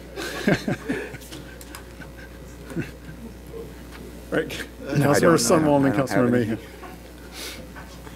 I move that we amend the motion to change the amount to, Andrew. Hang on, he's doing the math. Ryan, are you catching what's happening there? All right, so $8,279,199. Which is equal to 0.5%. Yeah. which We is need a equal to a 0.5% increase. Correct. I mean, Is there a rounding second? up. Is there a Second. Have a motion In and a a second. compromising mood. I don't know about Brian down there. Have a motion and a second to amend as stated by Councilmember Mayhew. Any further discussion? Philosophy. Councilmember Jeans. I'm going to try to take us off at least off the tie, but I'm sorry that I wanted to convey that we need to say no at some point. Some public entity like the city ought to say no to increased taxes to people who are like Wayne Russell and like Carol Peterson and myself, who are senior citizens and have reduced. So maybe we're going to have to leave town, but we're not going to have to. I'm not leaving anywhere. I'm sorry. Thank you. So I'm sorry, if the crowd could please refrain from making comments. Even the funny ones. Even if it's in all due respect to Carol Peterson. And we're glad you're not leaving, Carol. Thank you. So I think there are some messages that are important here, but I'm through, okay? All right, thank you. Any further discussion, council? All those in favor? Aye. Opposed? Nay. No. All right. Motion passes 4-2. Done deal. Back to the original motion now with the amendment approved. Any further discussion on the original motion? All right, all those in favor? Aye. Nay. All those No. opposed? Sorry. All right, same 4-2 vote. All right, thank you. Mayor? Yes. Oh, I think you were Yeah, I about to know, do I'm it. trying to, Brew, if you could move, I'm trying to get Ryan. Ryan, did any of that make sense? He just wants to understand what a motion and a withdrawal is, Mayor. I think I kind of figured it out. All right. Hey, we're going to give you one of these to study while you're at it. Come on up, grab that. We hire a consultant to come in and kind of help walk us through that. It tries to keep a lot of people with strong differing opinions from fighting and yelling and being really disorganized. So your words of welcoming compromise probably helped there, so thanks, Ryan. Yeah, big role there. You're welcome to keep that. All right. All right. Thank you. If you give the city clerk your email, we'll make sure you get a copy of that, okay? Okay. Let him have that one. Oh, He's you fine. go ahead and take that one, Ryan. Got it. We need a copy for James as well. Extra one. Do we have one lying around somewhere? Jim doesn't want to. All right. Councilmember Sunwell? So Ryan's your name, right? Yes. So actually answer your question. So a motion is basically a asking for support of a bill or whatever's been presented. And then that motion has to have a second. And once there's a second, then the council, enough on the council have agreed to engage in a conversation. And if someone wants, a very focused conversation on a specific just on that topic. particular item. Okay. And then someone might want to make an amendment. They like to tweak how that reads, right? So they would make an emotional motion on that particular thing to make an amendment, and then we'd vote on that amendment, yay or nay. Then we'd come back to the original motion, right, and then vote on that. So that's what a motion is. It's basically a garnering of support from at least one other council member to discuss an issue or move toward resolution on a. Kind of like expressing your opinions and coming to an agreement.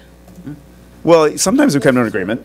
No, a motion is just to introduce the topic. Okay. And sometimes we'll spend many council meetings debating a particular issue, right, from a motion 6-8 weeks ago, right? Does that make sense? Yes. You're really glad you asked? Mm-hmm. Awesome. Thank you for asking. They're trying to persuade each other to go to one side of the issue or another.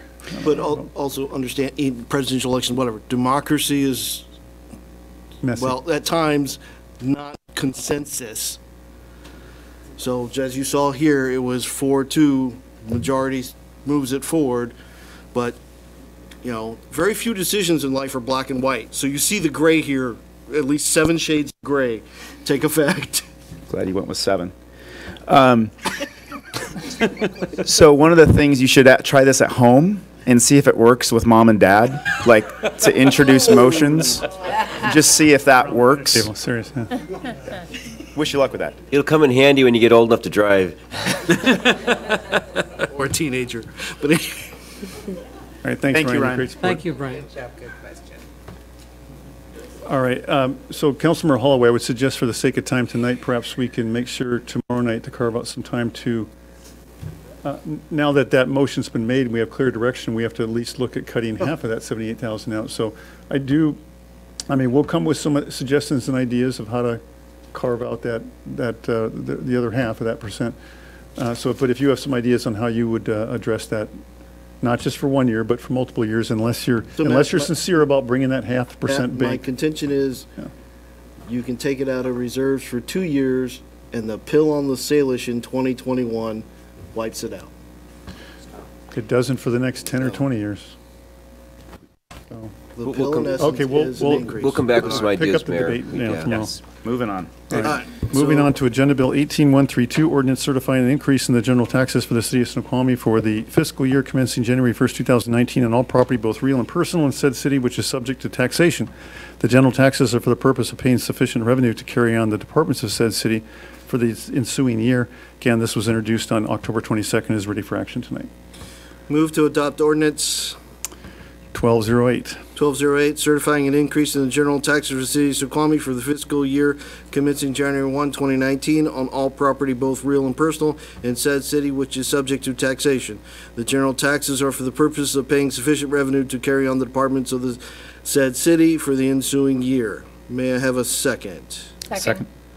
We have motion and second is to approve ordinance number 1208 as stated by Councilmember Holloway. To follow up with the prior amendment, I would like to motion to amend the summary statement and action to be 0.5% increase for the amount of So $38,942.50. what he said. Second. Okay, motion and second to amend as stated by Councilmember Holloway. Any discussion, Council? Councilmember Sunwell. Wait a minute. No, I was going to do what he was going to do. Okay. And just to be clear for the record, can we have City Attorney. the ordinance actually up on the screen, please? I'm not sure who has the power, Chris or Drew? He's open. Jody, $38,942.50. So, can you scroll down a little bit, Actually, please? yeah. Stop. Section 1. So if I understand right, the effect of the motion would be the bold number there, the 8,318,141 would be changed to correspond to the amount that the council approved in the prior ordinance. And then in section 1, the amount of 77,885 would be amended to $38,942.50. And the With percentage increase of 100%. And the percentage increase would be changed from 1.0% to 0.5%. Or 0.5, yeah. Point of order, is anything need to be done to book the 0.5%? Oh, to bank it? To bank To it? bank, I'm sorry. Question was, what do we need to do to bank the 0.5%? Is that automatic, or do we need an action to bank It's it? automatic. Okay, I just don't want to lose. Great question, thank you. Good question, yeah. All right. You want to gouge him next year? So what Councilmember Holloway means by that is the state law only allows the city council to raise property taxes by a maximum 1%. If they don't exercise that, if they don't do 1%, or they only do 0.5%, they can bank that, in other words, kind of put it in reserve, and they can, like next year, then they can do 1.5% increase. All right. Any further discussion, council? All those in favor? Aye.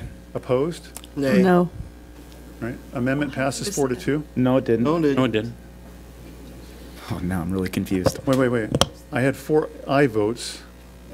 Roll call? Roll call. Roll call. Roll call. Roll call votes. This is basically, again, approving the 1.5%. Aye. Councilmember Jeans. Aye. Councilmember Ross. No. There you go.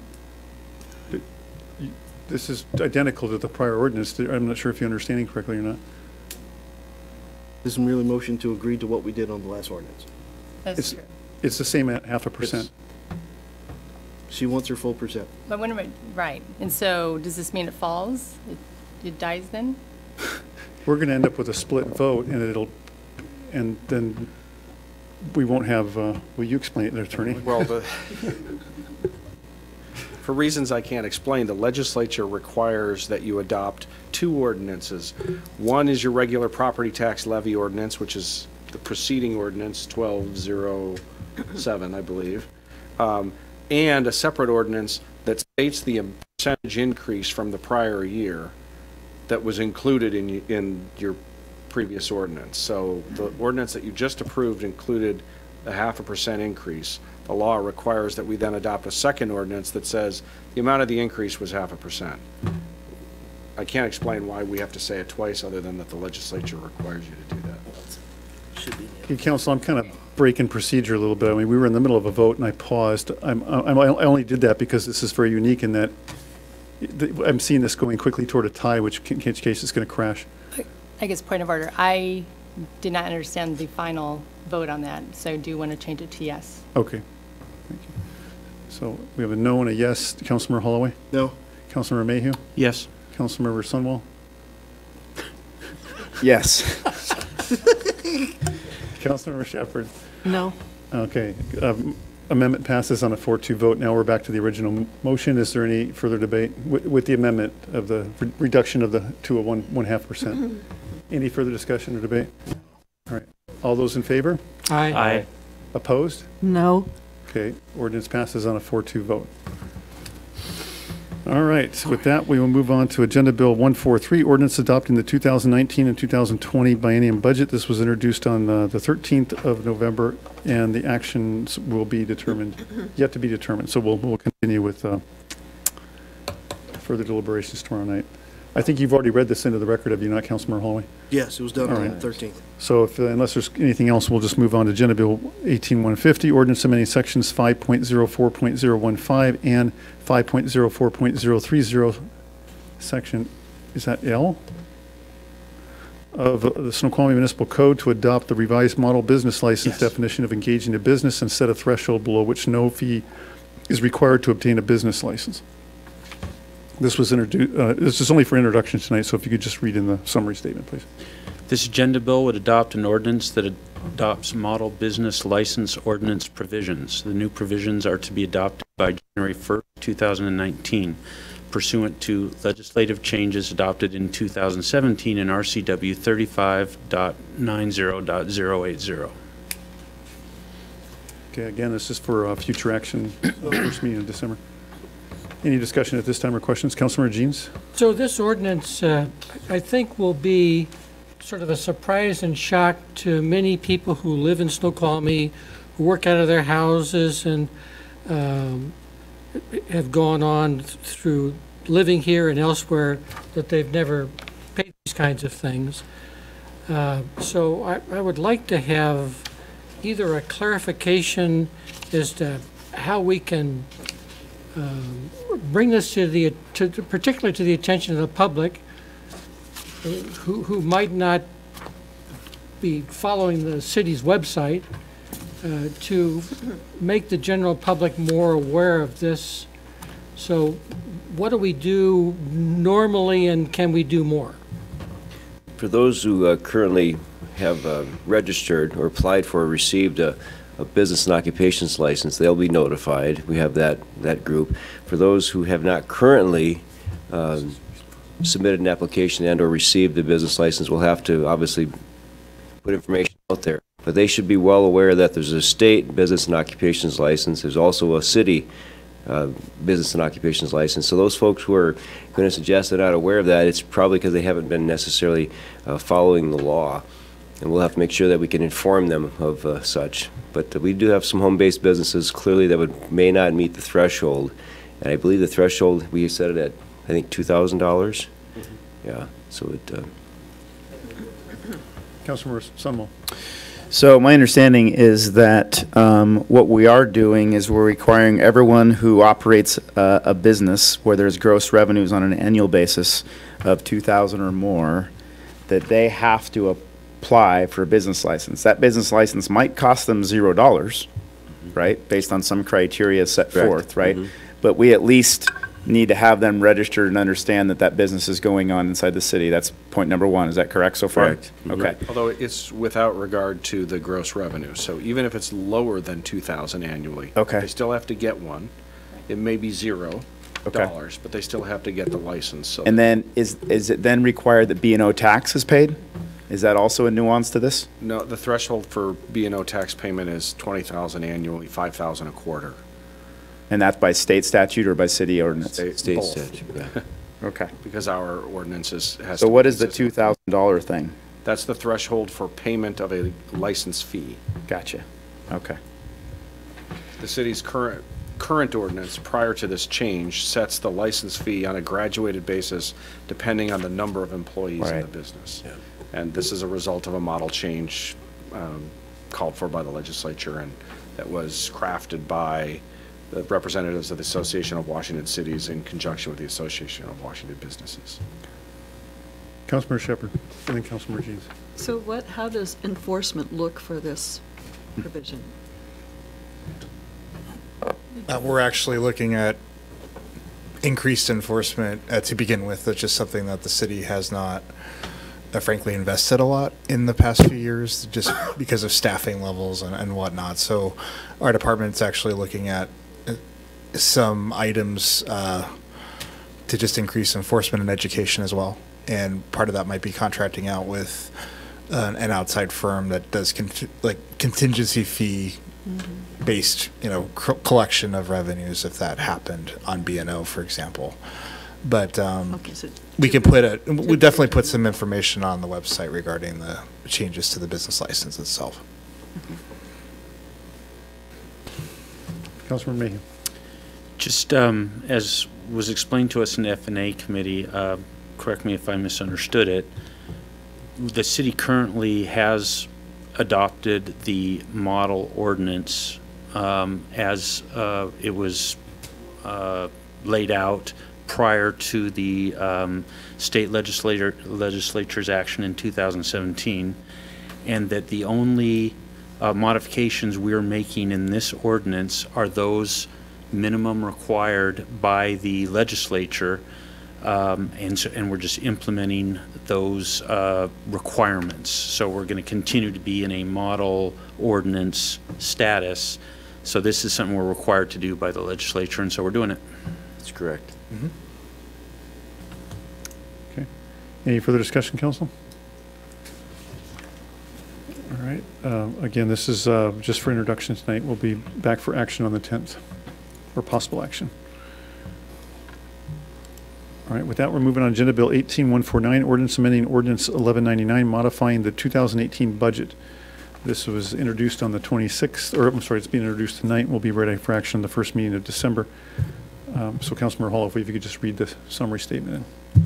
Ordinance 1186 adopted the 2017-2018 budgets on December 12, 2016, following a mid-biennium budget review. Ordinance 1199 amended the 2017 budget and modified the 2018 budget on December 11, 2017. RCW 3533-121 and 3534-200 allow the city of Snoqualmie to incur expenditures within the appropriation limits set forth in the budget. The intent of this ordinance is to amend the 2018 budget to incorporate revenues and expenditures not reasonably foreseen during the mid-biennial review process that currently and retrospectively impact the city of Snoqualmie financially in 2018. All right, again, this is only for introduction. However, any questions, Councilmember Mayhew? So for fellow council members, as discussed at the F&A committee, the next meeting, which is December 10th, is expected to be the council's last meeting of the calendar and fiscal year. By law, if we need to have a budget amendment for the 17-18 biennium, not 19-20, 17 and 18 biennium, that we would need to do it before the end of the year. So since an ordinance requires 2 readings, that means we have to read this in tonight if we're to be on a path to potentially passing this on the 10th. Based on questions that were raised at F&A committee, it may be that we do not need to pass this, but staff is looking into that, and so we'll receive information from them before our next council meeting. In fact, we expect to receive it at the next F&A committee, at which point we'll know whether we do need to move forward with it, and we'll have further explanation of that, or whether we need to move forward with it but can do it so in some other manner, or whether we don't need to move forward with it at all. So that information will be coming to us over the next 2 weeks, but this is to just introduce it as a potential ordinance and let you know what the contents would be as it's currently drafted. Okay, if there's no further discussion, we will move on to the reports. Parks and Public Works Committee. Can we start with the one we moved off? I'm moving up right now to grab that, but thank you for reminding me. Agenda Bill 18138, Agreement for Consultant Services, Amendment Number 4 with Petite Incorporated for Utility Infrastructure Improvement Project. The amendment is for Petite to perform the construction management, including inspection for the infrastructure improvement project. Their duties will include, but not be limited to, inspection, construction administration, design support during construction, and project closeout. Move to approve an agreement for consultant services, Amendment Number 4 with Petite, Inc. for utility infrastructure improvement project, and authorize the mayor to sign. Need a second, folks. Second. I have a motion and a second to approve Agenda Bill 18138 as stated by Councilmember Sunwell. Is there any member of the public that would like to comment on this item prior to discussion? Anna? Anna Sotelo, 7713 Center Boulevard Southeast. Just like I brought up in the Parks and Public Works Committee meeting, as well in the F&A meeting the following Tuesday, my concern that the city is still using Petite after the 2010 State Auditor's Report is concerning to me, and I really would recommend that the council request the report of what went on. I do understand that this project has been kicked down the CIP list for so long, and that's why they're there, but some of my concerns on that as well is like the project manager engineer. I would hope that we have a project manager engineer, and that was one of the things that the state auditor had really pointed out, was that we could be hiring for the amount of money that Petite overcharged just in that year. We could have been hired 6 to 7 engineers that would have been qualified. But my real issue at hand is, I guess, for the council to question, why are we still using them? And what I heard at the committee meeting was that because they just know the ins and outs so well, well, they shouldn't. That relationship should have been terminated back in 2010. Thank you. Thank you, Anna. Is there anybody else who'd like to speak at this time to this item? All right, seeing no one else move forward. Council, any discussion? Councilor Mayhew? So, I have a question. I got very confused in the staff report in the budget section as to the amounts. So there's a contract maximum of 700,000. We spent 687,000. Budget for something is 560,000. It could be vary by 540,000 to 6. There's a bunch of numbers kicking around, and I just don't understand what we're being asked to approve as opposed to what's already there. So I'm getting lost in these numbers. Yep. Let me clarify. Okay, so the 541,476 number, okay, that is the base amount of the construction management fee of what this amendment would be. Now, when I say base amount, in this project, we have some additive bid items that we're going to be bringing back to you once the bids are open for you to vote on whether we accept them or not. Now, there's a few of them, curb and gutter, street trees, sidewalk improvements, and that'll be up to you guys to vote on. Now, with these additive items comes more construction management costs. So when you see further down that sentence, you see the 645,576. That's essentially the Cadillac. That's with all of the additive bid items added on, extra time, extra work. And how does any of that relate to 712,323? That was the original design contract. So there's it says the original design agreement provided at a contract maximum of 712 of this Petite's used 687. That's of up to this date of the original contract with all of the previous, or the would be other 3 amendments to that. So then you're asking us to approve 541 be added to the 712 or to the 687? To the 712. To the 712. Okay, so we're going to move the 712. This would move the 712 up by 541 if we vote yes on this.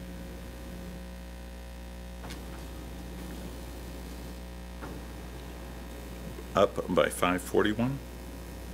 I believe in here we have 645. And the reason why it would be 640, currently, if you voted on it today, it would be 645. That includes all of the additive bid items. Without the additive bid items, it comes down.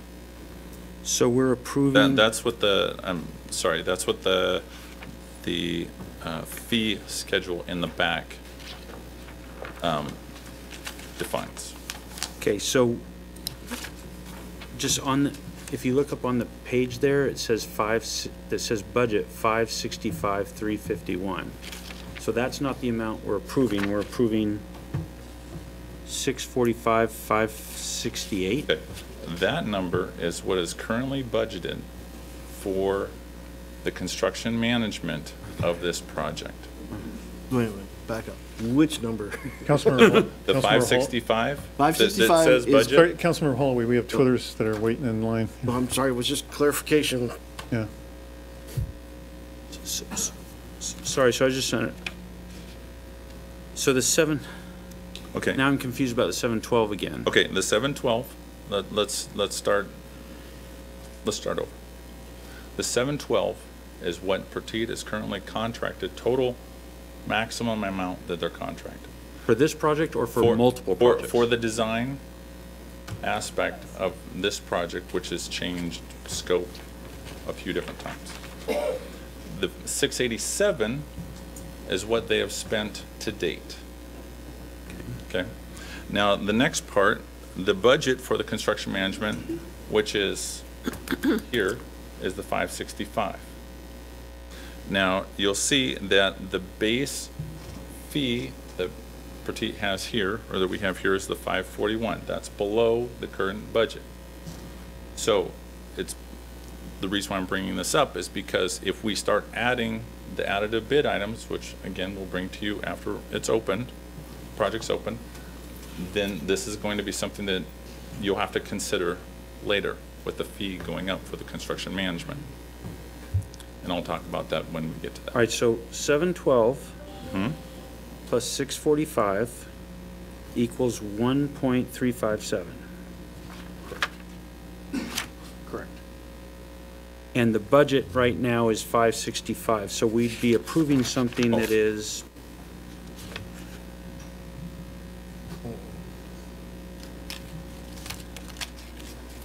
almost 800,000 over budget. Okay. That is only for the construction management. The 712 was in the design budget. Design. There's design this is a budget. budget for That's only construction construction management. So And that's what, the 712 was just to talk about what their original contract was, and that was all design. The Got it. construction management is the 565, and that's it. So, So it'd be about quick math would be like 80 or Cadillac is 80,000 over that. The 645. The council's already approved the design monies, you're just looking for Correct. approval for action on the On this construction amendment management monies. to this project. except that you're asking for an amount that is beyond the budget. You're asking for 645 when you've got a budget of 565. Wrong? No. Let me take a shot. I'm gonna jump line a little bit here only because Councilmember Sunwell is a member of the committee, and so maybe he can shed some light. Go ahead. So the 565, if you look at the agenda bill, right, the 565-51 is actually what we're trying to approve. In response to what we've asked for, which is more context and telling a story, what he's saying is, correct me if I'm wrong, 565 is what we need to get the base job done, okay? 541. 541. 541, but we're asking for 565. 565 is what is in the current budget. And we're asking for 541. Got it. It could go up to 645 if down the road we accept and adopt some of the additional enhancements they want to make, whether it's sidewalks, curb, whatever, right? So he's just trying to paint the story so that when we ask, well, wait a second, I thought this was 541, he can say, well, remember, we talked about there being a possibility of something between there and 645. Okay, got it. That's really helpful. That, so right? what amount are we approving tonight? 541 or 565 or 645? 541. Mayor, if I may, Go ahead. the contract document is based on the scope that Petit sent, which was the maximum if all the additives were awarded. That's the 645. So it increases, and if you were to open the contract amendment number 4, you see that reflected in the operative section. It says that the total amount of compensation is increased from 712 to 1357, which is a delta of the 645, which would assume that you award all the additives. I'll come back to you, Councilmember May. Councilmember Shepherd and Ross have been patiently waiting. I'll come to Councilmember Holloway. Councilmember Shepherd?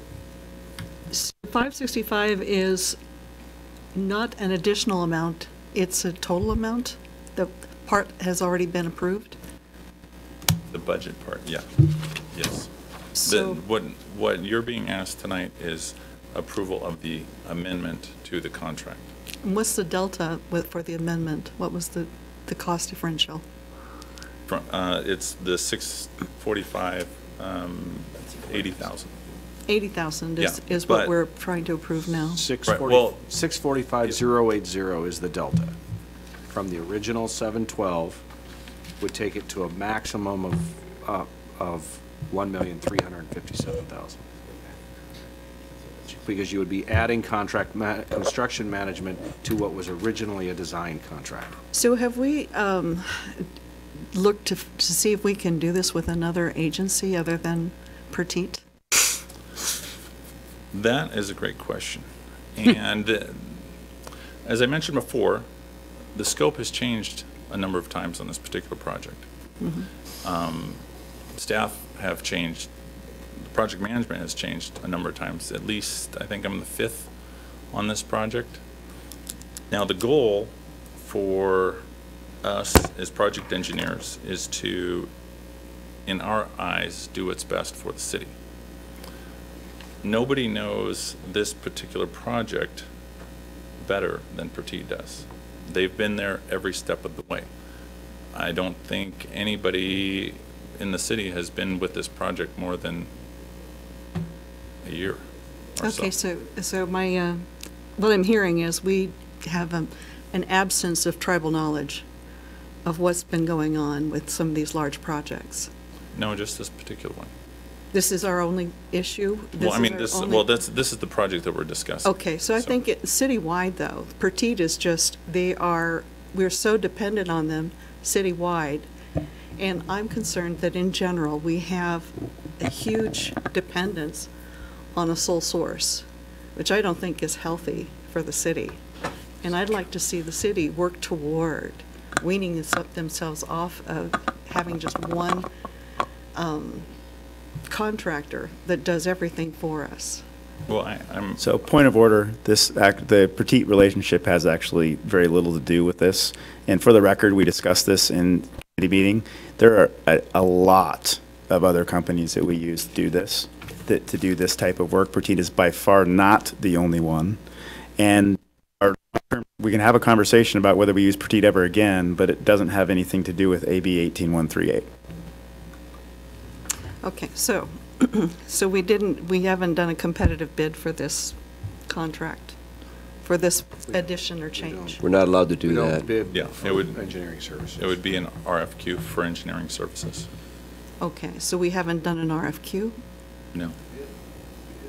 Oh, well, originally, with the original, thank you. With the original design, we did.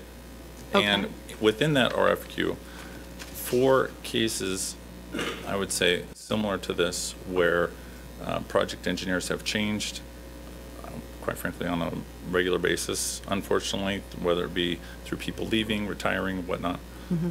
In the original RFQ, the city reserves the right, but is not obligated to. This is in task 10 of the original RFQ, that we're not obligated, but we can engage the consultant for subsequent phases of the project, including construction management and inspection. So when did we do the RFQ? This was back April, well, this was brought to council April 22nd, 2016. Okay. Actually, I'm going to rule that not germane. Again, ask the members to focus on the agenda bill at hand. Did you have further comments or questions, Councilmember Shepherd? No. All right, Councilmember Ross, then Councilmember Holloway. I didn't have any further comments. Councilmember Holloway? Is this time critical? Well, we do have the July water main that has to be done by July 1st. This is time critical. High school. Yeah, just It's for the high school. We need to get Schussman done in time for the high school to Yes. Well, open. guys, I'm concerned that the contract says 645. The agenda bill says 565. My inclination at that stage is to kick it back to committee to get the numbers right and come back in 2 weeks. It's a cost not to exceed. But if I may make a comment on that, the numbers will not be exact until we open the bids and the council votes on the additive bid items or turns them down. So this 541 and 645 is The brackets, the window, is the bookend. the high and low. Yeah. Based on what alternates you pull the trigger on, or the council chooses to pull the trigger on. Okay, all right. It's a little sloppy in the contracting. Well, it's not sloppy, it's if you haven't you ought to accept the changes and then amend this contract to match. Not just have it maxed. Don't worry, I'm really authorizing 645 maximum spend. That's the contract. That's right. Or are they not authorizing, they're authorizing the bookends, are they not? They're authorizing the bookends, but maximum. within the scope of services, there are general assumptions that are clearly stated that there may be additive alternates, bid items, that will modify the book, not the bookends, but will be keep it within the bookends. Whether it be additive alternate 3, it'll add a couple working days. It spells it out under the scope. So it isn't just we're giving them a blank check or a check for 645. It's going to change depending on what you guys vote on for the additive bid items. Brian, could you explain that they will not get paid for any work that they don't perform? So the amount is not to exceed that 645. It's up to that amount, but they only get paid for the work they actually perform. So if there are no additives, there's no money for that. It goes to the 541. Every time we pay an engineer, it's based on the amount of work they perform. They don't just get paid because they're doing a job. They have to actually submit their hours, and then No argument there. Okay. So you haven't really approved the additives, but you've approved it in the contract in the maximum not to exceed. And they won't get paid unless there are additives to the contract. My point is, we should have added it when we make the decision on the additives, but whatever, guys. I'm off the floor. I'm sorry, you what? I'm off the floor. Oh, okay. Councilor Mayhew. So just want to see if I've got this. So we expect they'll spend at least the 541 and maybe more depending on what alternative bid items are subsequent to now get approved by this council. Correct. Okay. I'm uncomfortable approving an amount that's over the budget. So I move that we alter the amount in this agenda bill to lower the amount to 541, 476, and 45 cents. Second. We have a motion and a second to amend as stated by Councilor Mayhew. Any discussion? Councilor Shepherd, you had your hand up. Yeah, I'm not inclined to approve anything that has Petite involved until I see more concrete effort to wean ourselves off of using Petite. Councilor Holloway. Just that the contract needs to be similarly revised to match the amendment just motioned, if the amendment passes. It will be. Okay. Yeah, and Mr. Mayor, if I can, I'm looking through the contract documents, and in the scope, which is an attachment to the amendment, it specifically calls out that the dollar amount is based contingent on the additives being awarded, and the final language, final sentence in the scope says, if only the base bid is awarded, then the total working days will be reduced to 120, and the fee for construction management services will drop to 533,280, with 53,328 management reserve for a total of 5. So anyway, that contingency that Mr. Coleman was describing is reflected in the documents. Councilor Mayhew. So just speaking in support of my motion, my thought is that they have to come back to us anyway if they want to spend those additional items or alternative bid items if they want to do those. So it's very easy at that point to just say, hey, by the way, we also need you to up the Petite number to match. So I think that that's not, I don't think this creates an undue, and then we can deal at that time with the implications to the budget. This keeps us within budget, it gets the base contract passed, and then they're going to have to come back to us anyway for anything beyond that, we deal with it then. And it would be approval for an additional 50,000 or whatever for alternative bid items X, Y, Z. If they exist, yeah. Okay, yeah. I don't think that would create too much hardship for us anyway, yeah. No. Okay. All right. Any further discussion on the amendment, council? Did that get seconded? It did. Yeah. The amendment. Right. If there's no further discussion, all those in favor? Aye. Opposed? No. All right, motion passes. Back to the original motion. Any further discussion, Councilmember Mayhew? I'd just like to say that I have some of the same concerns that other council member has mentioned about use of a particular, or other council members, use of a particular one company and the degree to which that makes us dependent on them. And more importantly, the question that arises in my mind is, to what degree might we be able to take some of that in-house? Now, there may be very good, I expect there probably are very good answers to that, but I'd like to encourage Parks and Public Works Committee to just do maybe a comprehensive review of the consulting engineers that we use and in what role, and kind of look at that comprehensively. Maybe let us know, the full council, your view on that, both with respect to diversification as well as to potentially doing some of that in-house. I don't need to hear that answer today, but I think that would be helpful, because I share some of those overall concerns about the use of these contractors. Dan, did you catch that? Make sure you get that added to the agenda. Okay. No, we'd be happy to discuss that. Thank you. All right, any further discussion then on the original motion with the amendment approved? All right, all those in favor? Aye. Opposed? No. Motion is carried.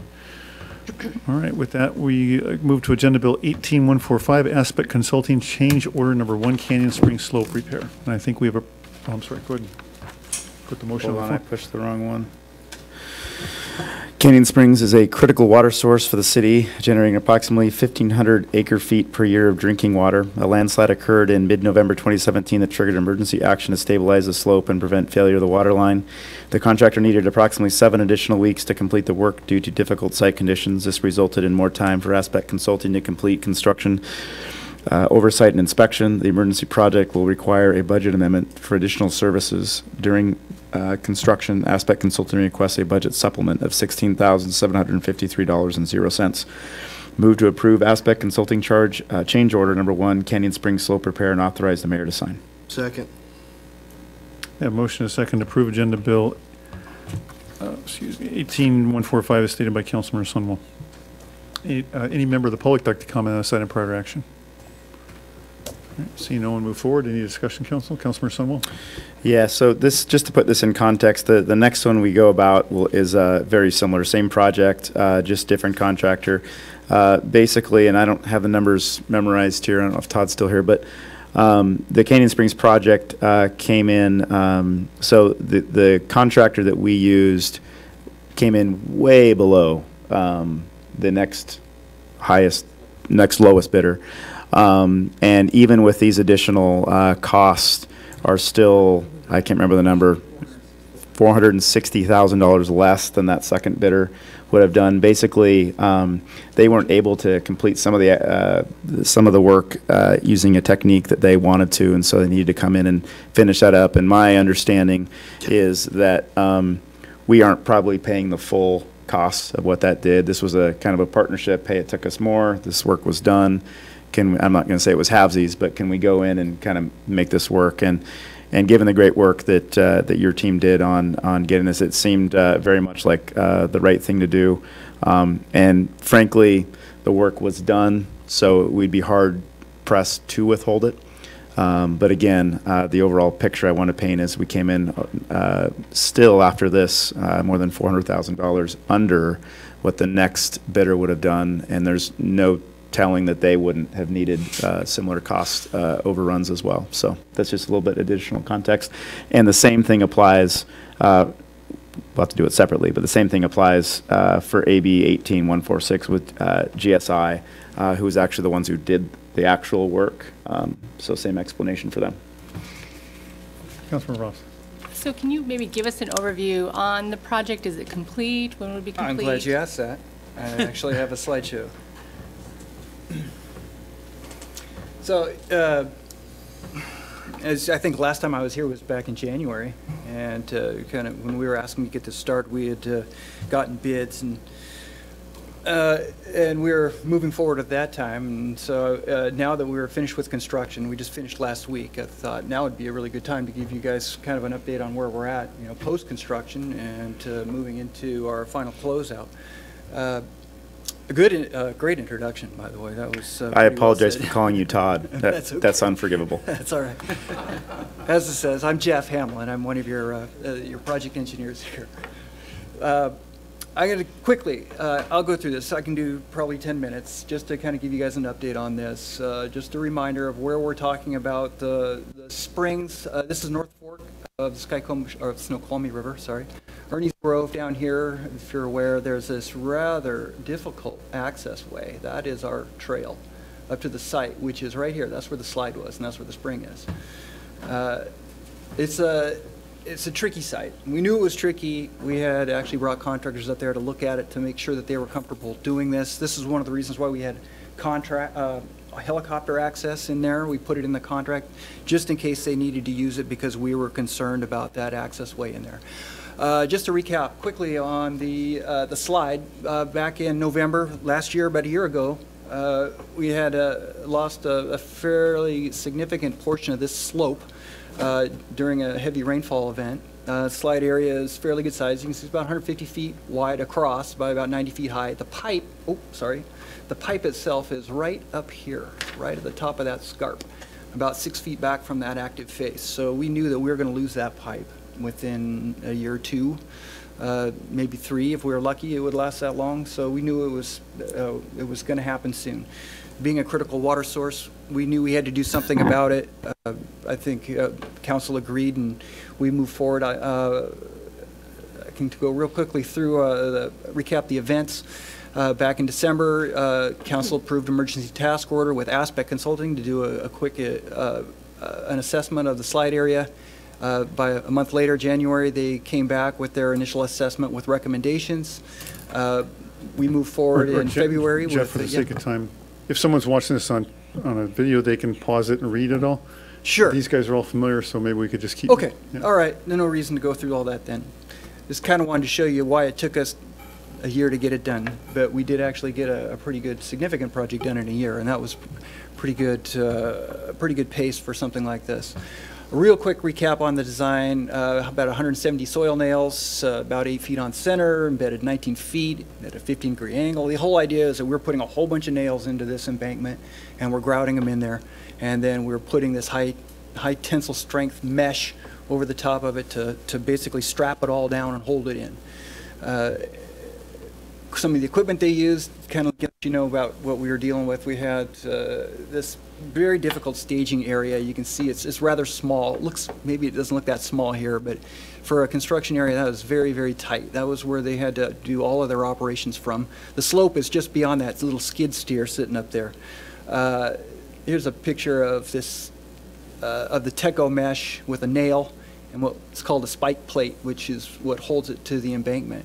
The grout plant was, this little guy here was a big problem for us. They lost a couple of weeks because of those things. They just have a tendency to fail. These are the soil nails that they used. These are 10-foot lengths. They couple them together and they drill them 20 feet into the embankment. And of course, you know, the mesh. The actual work, 3 major components of the work. They had slope clearing and grubbing, which is kind of what you see those guys on the left. That was a lot more work than they thought. It was there was a lot of material to take out. There was a lot of rock scaling that needed to be done as well. Of course, the drilling was challenging. You know, you can see they were using these little mini drill rigs, and they would run them up and down the slope. They have a little winch on the front of them so they could lower them, and it was just roped up like crazy. And with cabling and ropes, and they would maneuver those things into position to get to drill the holes.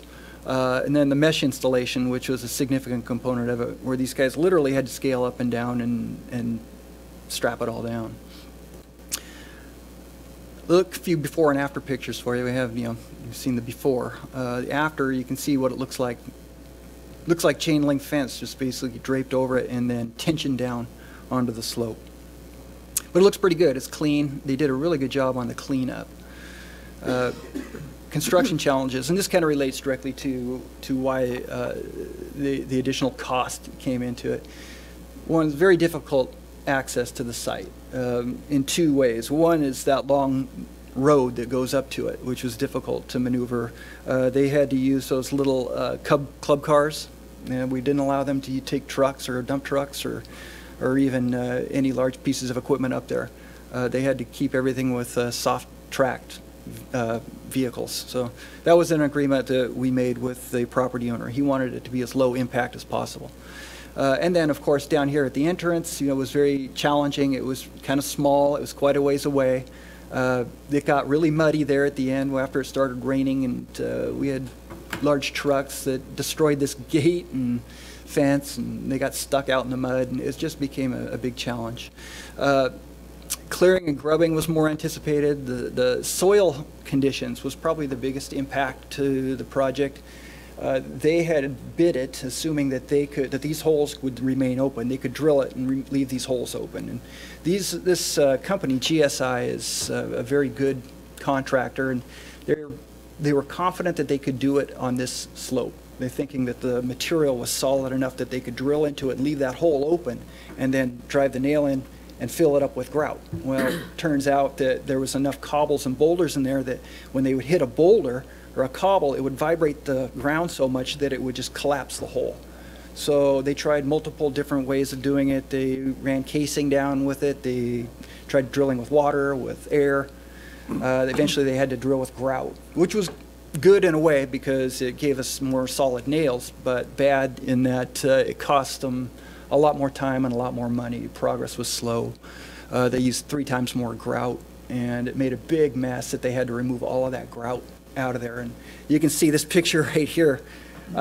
This is all just grout that's run out of these holes when they've done it, and they had to capture it all at the bottom, and they had to literally jackhammer that up, chip it up, and haul it all up the slope. And they took out several tons of grout, hauling up that slope and carrying it out, and that was a lot of work for them. So, and then, the additional cost for Aspect was additional construction management time because of the additional time that it took. We needed them to be out there longer, so it took a little bit more money, more time, more money. Quick recap on the budget. GSI, they part of this change order and this agenda bill, GSI is asking for $52,000 in addition to their 777,324. That was their original bid. All in, their total comes to $830,000, and that's still $460,000 less than the next lowest bid. So what that tells us is that we got this done for about as cheaply as we possibly could have done it. I mean, there's just, I don't see how we could have gotten it done any less. Aspect Consulting, they're asking for $16,000 for their additional time. And then for the total project, we estimated $1 million to do the whole thing, and we've come in now at $940,000. So, any questions? Yes. There was some discussion, and maybe you ended up using the trail, but I seem to recall there was some discussion that we might have to use one of those trails, and we were concerned about erosion, and maybe but one of the benefits maybe that it would end up being more improved by the time they got done. Did that ever come to pass? Yeah, you could say the trail was improved. I mean, the trail that goes up there was a road at one time, but nobody was using it as a road, so it became a trail. So in order to get the equipment up there, we had to do some improving on that trail. Can you go back to the before and after slide? Sure, certainly.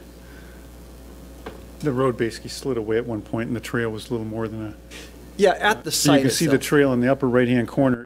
That's actually much improved from what was there, but that's... Yeah. It's about a trail. It's not much more than that. It's certainly not a road to bring equipment. And the contractor actually did that. They actually improved that trail quite a bit for us. I mean, there was, they were working up there. They had to use that trail just to, access it. So they did a good job restoring that trail so it is walkable. We'll have to do some additional. I'd like to do something to keep people off that mesh. That mesh is extremely dangerous. If anybody walks out on that, they can slide down. That's a tough ride down. It's 90 feet down, chain link with, well, if you hit one of those bolts, it could ruin your whole doggone day. But either way, it's, we got to do something to keep people off of that. I'll put a sign up and maybe put a rail across there or something just to keep folks off it. Councilmember Mayhew and Councilmember Shepherd. Could you go back a few slides? Sure. Where you the one talking about some of the issues? Yeah, that's the forward. Yeah. So, and my question is with respect to 146, which is, and the contractor named Geostabilization, Inc. GSI. GSI, so that's who I'm asking, or that's what my questions are with regard to that. So these difficulties that they ran into, are those because we, in our contract, mandated the use of certain approaches? No. And, or for example, you mentioned soft track vehicles or use of certain vehicles. Did we change the rules after they contracted with us? No, we didn't. We didn't change the rules to them. We put it out there. We said you're going to have to use soft track vehicles, and they have to be lightweight. So meaning these club cars, skid steers with rubber tracks. What I was trying to avoid, and what the property owner was wanted to avoid, was large impacts to his property. So we didn't want, one, large excavators up there for a couple reasons. One, much more impactful. Two, we have a pipe which runs down this trail, and heavy ground pressures could damage that pipe, and that could be a bigger mess. I'm sure you made the right decisions. I'm just saying, did we make those? We didn't change the conditions on them, no. We didn't change the conditions. We didn't. So, and I thought I'd heard that answer. I think I sat in at the Parks and Public Works Committee where you discussed this. Could you just go forward a slide? Yeah. So, and there was some discussion of this at committee. I didn't hear all of it, but my concern is just this. So, my kids play a game when they try to decide who's going to have to do the dishes or something. They pick a number they have us pick a number for them between 1 and 10. And then the first one guesses. This is like checkers. I don't know why they still play this game. One of them guesses 5. I know. And he's the one that always guesses 5 and therefore shifts the challenge to the other kid, right? He always picks one of 2 numbers, 4 or 6, right? You see how the game works? So here's the deal. If he picks 6, he gets 6, 7, 8, 9, 10. Those are his numbers, right? But he gets any of them. So the reason I tell that little story is the one thing I'm worried about here is if the contract costs change, and it's not due to anything that we changed. It's just due to they made an aggressive, they picked 4 and they should have picked 6. To my, I don't know if that analogy works, but they picked a number and they were too aggressive. So the problem we have is that you don't want someone just picking a number. And I'm not saying you're doing this, but I'm just saying the concern that goes through my mind is, or that they're doing it or anyone's doing it. I'm just saying the concern is someone bids low. If we have a reputation that, hey, but we'll work with you, don't worry. As long as your number's below the next lowest bidder, it'll be okay. I could see we're really going to get, if we had a reputation like that, that would turn into a real problem. I understand what you're saying. saying. I assume you've thought about that? Yeah, but you could say that same thing for every project, right? Yep. So every contractor is trying to guess what that lowest number is, if he really wants to get the work, right? So he is figuring out his costs, and he is working in whatever his profit is and everything that goes into it, and he makes his best bid. Well, these guys were gambling a little bit that they could use this technique to do the work. And normally these guys could do it because they have every kind of a piece of equipment. They're the best in the business. And they thought they could do it and they couldn't. But the nice thing is they didn't stop. They didn't slow down. They kept working at it until they figured out the way to work it. They did everything we asked them to do. I get right? it. I totally trust you on this. I get that these guys acted in your good faith. very They did, good absolutely. faith. Right. And you're trying. You think that they've earned some I do. reciprocation from the city, and that's what you're trying to implement. I accept that. Mhm. I'm just saying, I'm correct, though, in believing that in contracting, normally, unless there's a change order because something that in this case, the city changed something, or some set of assumptions the city gave turned out to be false, that's on you, right? You don't normally get to go back for a change order if the city hadn't changed anything. You just were too aggressive in your bid. Is that a reasonable thought? I think that is reasonable, yeah. I mean, Okay, that's correct. So despite that, you're just trying to do here, what you're telling us is, guys, that is how it works, and normally we would do things like that. We just think this is the right thing to do here. Partially that, and partially something else. So unforeseen conditions partially plays into play here, okay? In that this type of construction is risky. It's difficult, it's dangerous, and it's really hard to predict. And anything that's working underground or in the ground, you don't have a crystal ball. You can't see what's under there very well, anyway.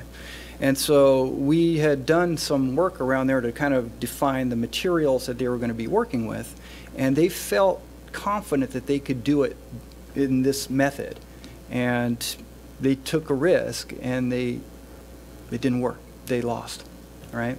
But they did the thing as quickly as they possibly could, and they did a good job. And if it wasn't for these guys, we would have been paying 1.3, right? So in my mind, it's a good deal for us. Jeff, right? is it accurate to say that these amounts being asked are only a fraction of what they sort of lost in terms of their I would say that they were asking for a double. And I asked them to submit a detailed, itemized list of everything. And they did. And we discussed it, and I agreed with them what I thought was what that work was worth. Councilmember Shepherd? Bob should weigh in. Well, I was just going to say, the contract, like most construction contracts, includes provisions for differing site conditions or unanticipated conditions. And as Jeff said, you can't know with certainty, and so they're entitled, when they do that work, to make application under the contract for those types of things. And what Jeff has described is exactly the process that we would typically go through.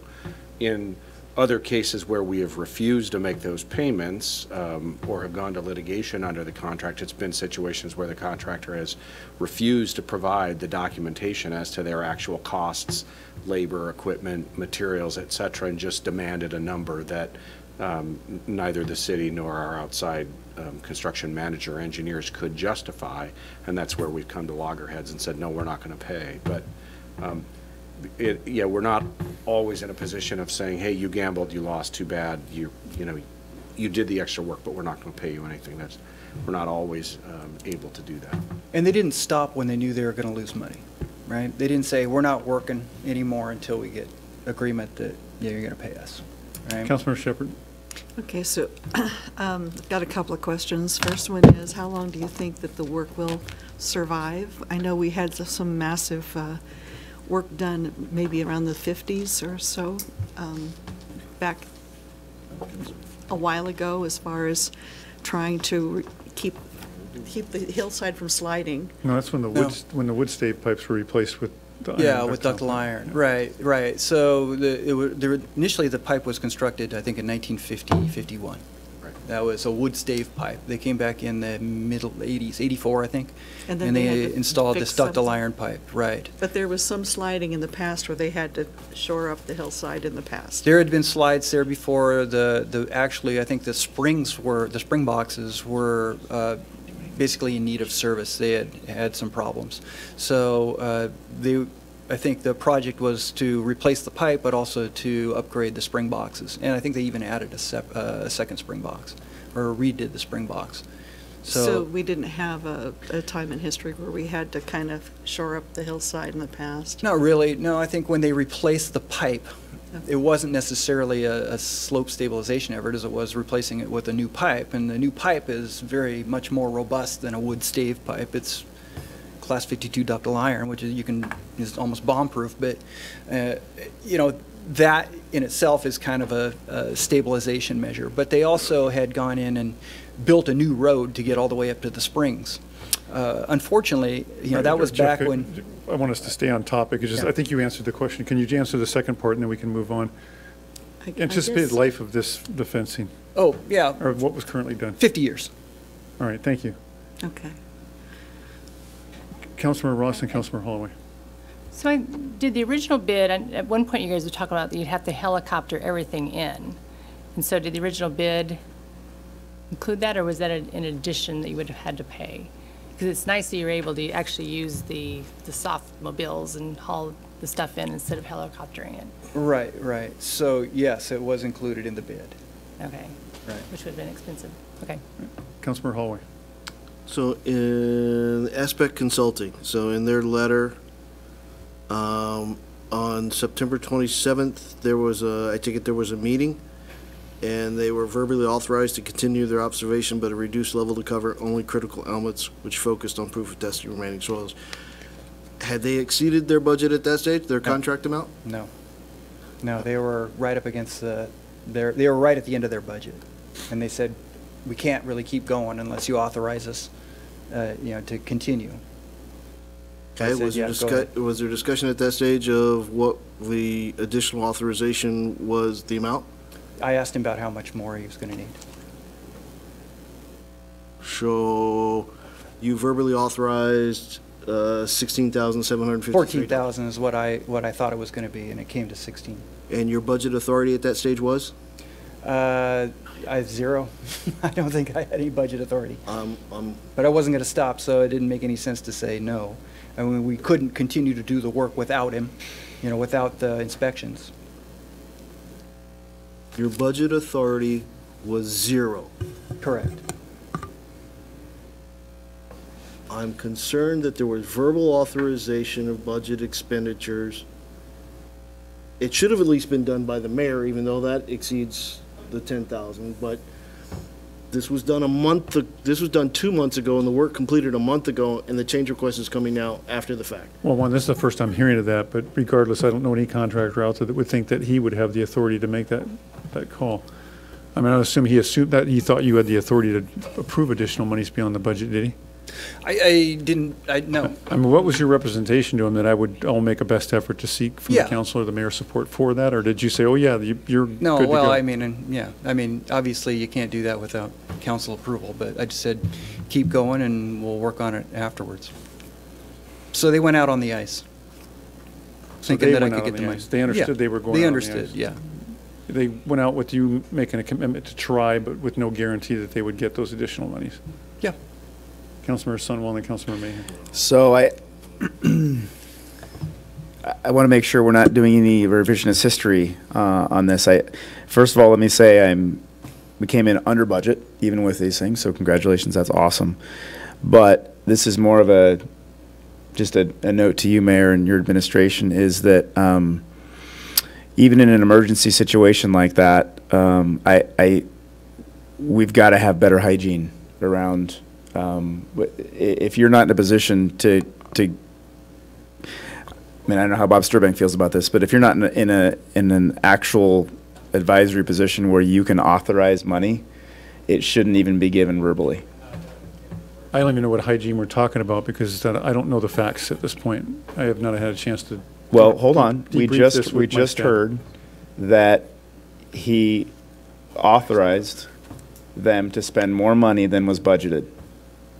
And while doing so made complete sense, because we weren't just going to stop, right? We had to get it done. That still presents an optics problem that we have somebody approving budget that doesn't have the ability to do that. This is not a personal thing. This is just. No, we're not taking it personally. It does not happen typically in public works because of the nature of this work. And in the event we would have said, stop, we need council authorization or mayor, find anybody, your costs would have just gone through the roof, astronomical. So Jeff did a great job at doing what's best for the community and the ratepayer, and trying to keep the contractor moving forward and preserve, the city's. But help me understand. System. So my understanding is it would have taken a phone call to the mayor to at least authorize 10 of it. I'm not saying, I'm just saying, first time, I've been here 10 years, first time this happened, it's not a common occurrence. So And we would it be can fair to say it obviously won't correct happen that again? and work that out with the mayor. Pardon? Can it be fair to say it won't happen again? It won't happen again. We'll work that through with the mayor. Okay. Councilor Mayhew. So, City Attorney, no, I realize I don't want to ask you that question, so I will just say perhaps you could talk with involved parties about the notion of apparent authority and how that might have applied in this situation.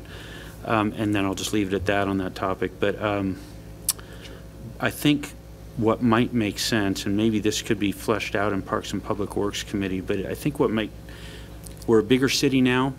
We're going to have a bigger CIP program than we've had in the past that's not going away. I think maybe we might, in my experience, when I was in private industry, I had two very large construction companies, and change orders were extremely common. So I would just say maybe what we need to do is think about a process, revision to our process, how the council works with the administration. And it seems like for exactly this reason that many of these decisions are not enormous dollar amounts as compared to a contract, and maybe there should be some budget amount beyond just the approved contract amount that administration has in some form. You can figure out who has authority to step in and approve things without having to come to the council, so you avoid things like shutting down a project where for the want of $14,000 you incur tens of thousands of dollars of cost. But if we could set up a process around that, and you know, so those kind of things are just in place, we know how that work, maybe it's time to think about something like that in kind of our SOP. Mayor, we have that, and I just was curious, and I didn't hear the first part of the conversation, but we typically have council authorize a contingency for every one of our projects. And apparently we didn't have that in this particular case? No. So No, didn't because have the council in the past has delegated that authority, and it usually lands at the city administrator's desk to take a look at those change orders. They get recommended by staff. They have to go through the construction manager, engineer. They go through staff. They go through the department head. They go through me, and then we generally authorize those. But we do not have a contingency in this particular project, which is rare. I guess I've never heard that before. I'm not sure why we had this project approved or requested to be approved by council without the contingency. I understand that, but we typically would have a contingency for every project.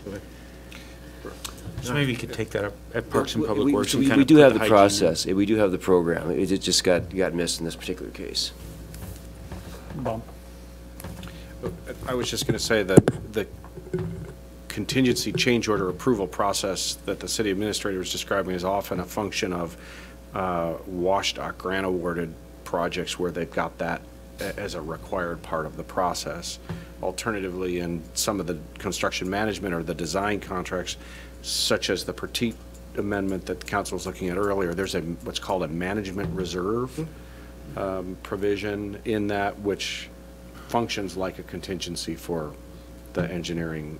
But again, those typically see those as a function of the engineering compensation schedules that meet the WashDOT requirement. And we could certainly build a process I think we'd like that support for it. I think we're just, I think the hygiene concept is let's just formalize that, and so that we do it every time and we know the limits and or the guidelines, whatever. All right. Thank you. Great work on the project.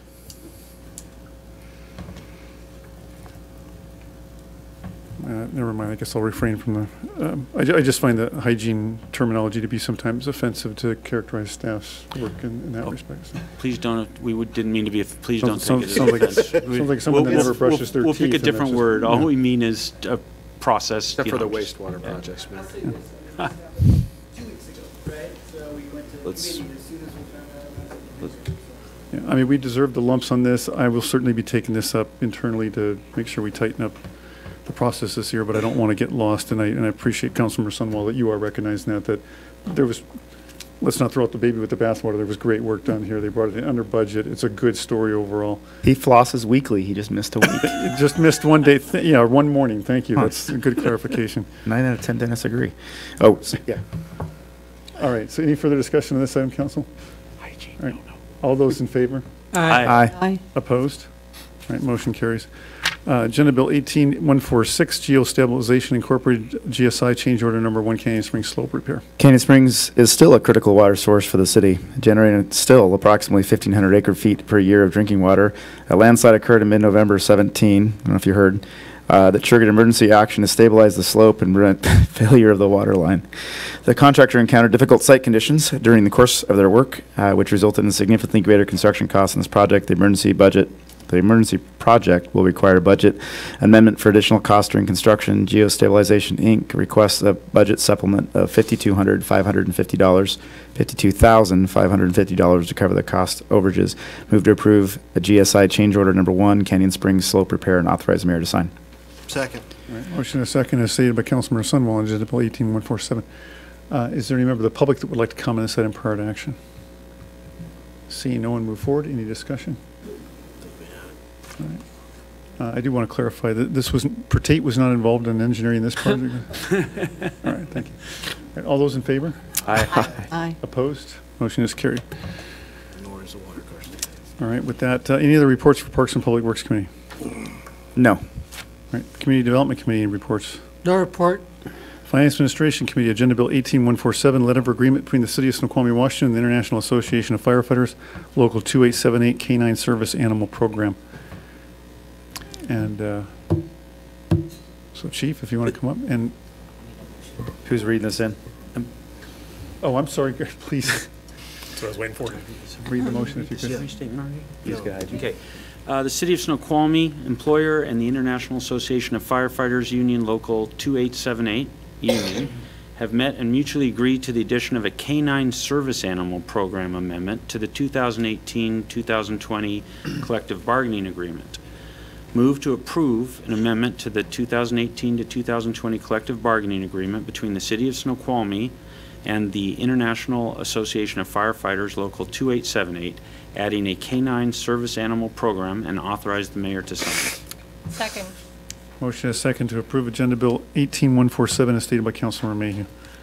Is there any member of the public that would like to comment on this item prior to discussion? All right. Seeing no one move forward, discussion, Council, Chief. And my apologies to Firefighter Jones. I was regretting as we got into some of the other agenda bills that I didn't push this one forward so you could enjoy the rest of your evening, but thanks for your patience.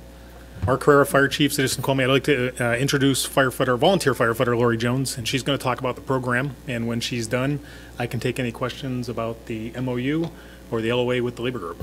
So here's Lori. Good evening. As you know, my name is Lori Jones, and I'm a volunteer firefighter and EMT. Career firefighter Matt Mundy and myself began a journey 6 months ago researching the benefits of therapy dogs within the fire service. In a recent NBC News story, firefighting was found to be the second most stressful job, only behind military service in the nation. Indeed, prolonged stress is one of the leading causes of health problems among firefighters. If not identified and managed in a timely manner, excessive stress can manifest as symptoms of depression and anxiety, headaches, digestive problems, hypertension, and even heart attacks. In 2017, line of duty deaths was not the leading cause of death in the fire service. Suicide was. In our research, we found Fairview Fire Station 32 in Fairfax, Virginia, who in October 2017 began a pilot program after one of their own had committed suicide. Their dog, Wally, was donated by Canine Caring Angels, a 501c3 organization who primarily trains therapy dogs to assist military personnel, veterans, victims of the sex trade, and now first responders that are battling the effects of traumatic exposures. Their program was such a success that in 1 year's time, they acquired 3 dogs. Canine Caring Angels has agreed to supply Snoqualmie Fire Department with a fully trained and certified therapy dog at no cost. Like Fairfax Fire, our program will be at no cost to the city or taxpayers, but will be supported by the Snoqualmie Firefighters Association and generous community donors such as Salish Veterinary Hospital, Snoqualmie Valley Pet Parlor, Pet Place Market, and Pooch Play. Our emotional support program is instituted in hopes to use a highly trained and certified therapy dog to benefit on-duty personnel at the fire station. We are evaluating the use of a specially trained dog to reduce the cumulative stress firefighters experience witnessing traumas and tragedy throughout the course of their careers.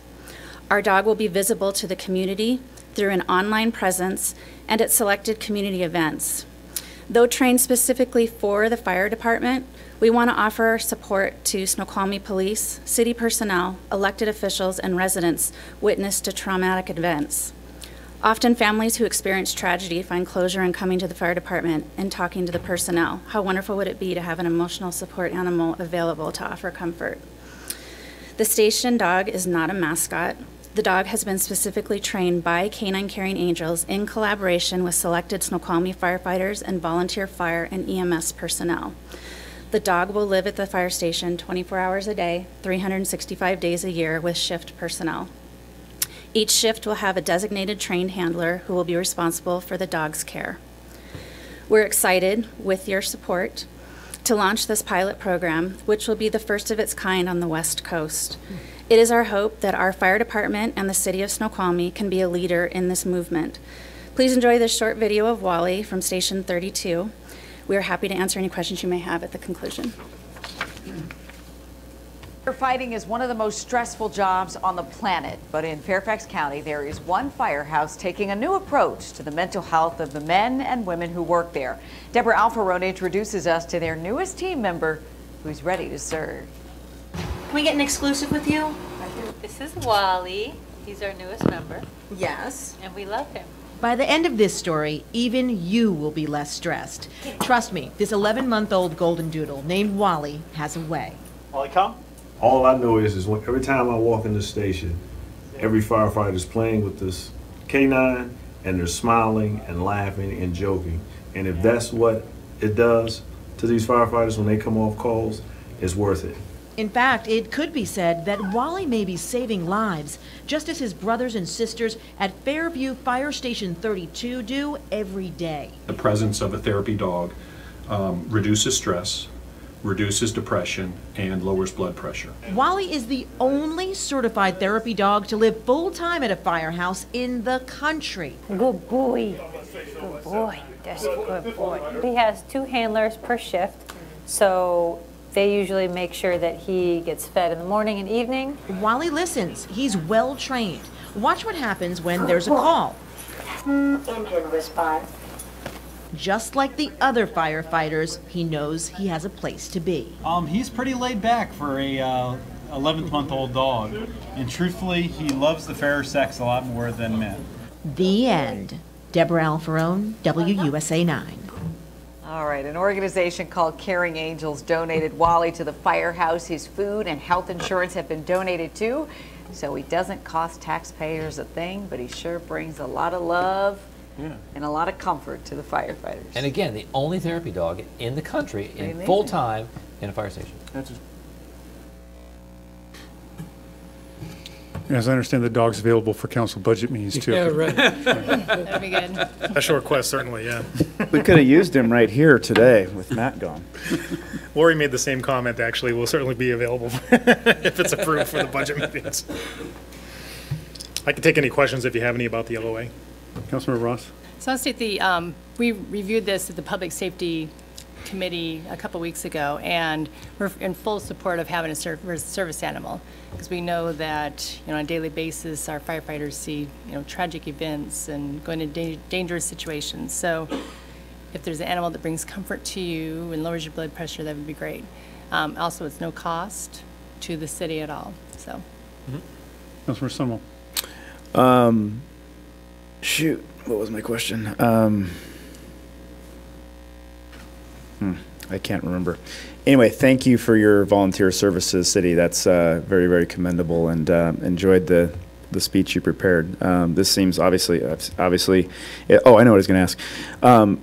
That was back in November so that's about a year old, that footage. So I'm curious, are there any other organizations in Washington? I mean, can we claim to be the only one in Washington or the West Coast or something that has this full-time?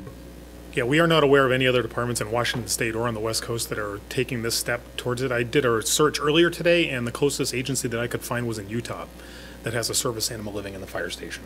So maybe Joan can play that up or something like that, but it would be fun to Yeah, we think it's a great PR too. do that. Thank you.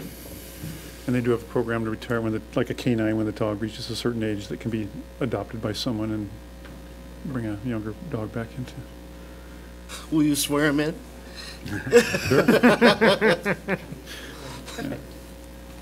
Councilmember Shepherd. So why did we have to go through the process of a collective bargaining agreement for this? Sure. So this was actually requested by the city, working with the firefighters, because this is going to have an impact on the fire station, the work that the firefighters do, which makes it a subject of negotiations that we have to sit with them and have this conversation. So although the work is all voluntary, so there is no impacts to them, we thought it'd be best to get that in writing in a letter of agreement. And the union was also interested in having that letter of agreement so that it communicated some of the other parts of the program as well. So it was mutual interest on both parties to have a document signed. Yeah, their interest is also to protect the dog from becoming a sort of a PR stunt to take to schools. And in other words, they want to protect the dog too, and make sure it's primarily for the fire department and not dragged all over town and wear it out. But yeah, any change in working conditions must be bargained. Great question, though. Any other questions, council? All right. All those in favor? Aye. Aye. Opposed? Motion is carried. Thank you. Thank you. Exciting. All right. Any other report for Finance Administration Committee? No report. I'm sorry, did I ask for a report for Community Development Committee? Yes. I did. Okay. You did. Public Safety Committee, any report? I think I'll give you an update on our firefighter, Matt Mundy, and our fire engine that was sent to California on November 10th to fight the Woolsey fire. And if you recall, this fire, it's now 100% contained, but it killed 3 people and injured 3 firefighters and destroyed 1,500 structures, as well as burning over 96,000 acres.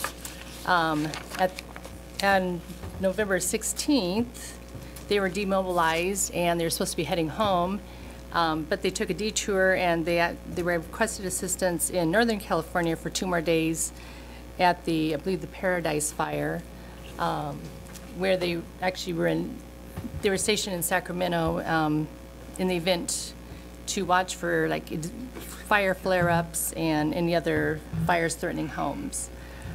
After this, they were sent home and they arrived early last week, right in time for Thanksgiving. So our fire engine's home and our firefighter is home, and we just want to thank them for, I guess we're proud of our dedicated firefighters and for the hard work, and we're glad that they're home safe. Okay, thank you. Any other, I do have one other item for committee of the whole we need to discuss, and that was just to give you a briefing on some of the outlines of the, oh, I'm sorry, any other items for public safety? Okay, now moving on to committee of the whole. So item for the committee of the whole is the town hall meeting come up on December 6th. And the current outline, so I think it was actually Councilmember Sunwell that made a good suggestion, which was in order to free all of us up to have more of a give and take discussion with the public, we reached out, and I don't know if some of you are familiar with Gregory Malcolm, who was the former executive director for Encompass.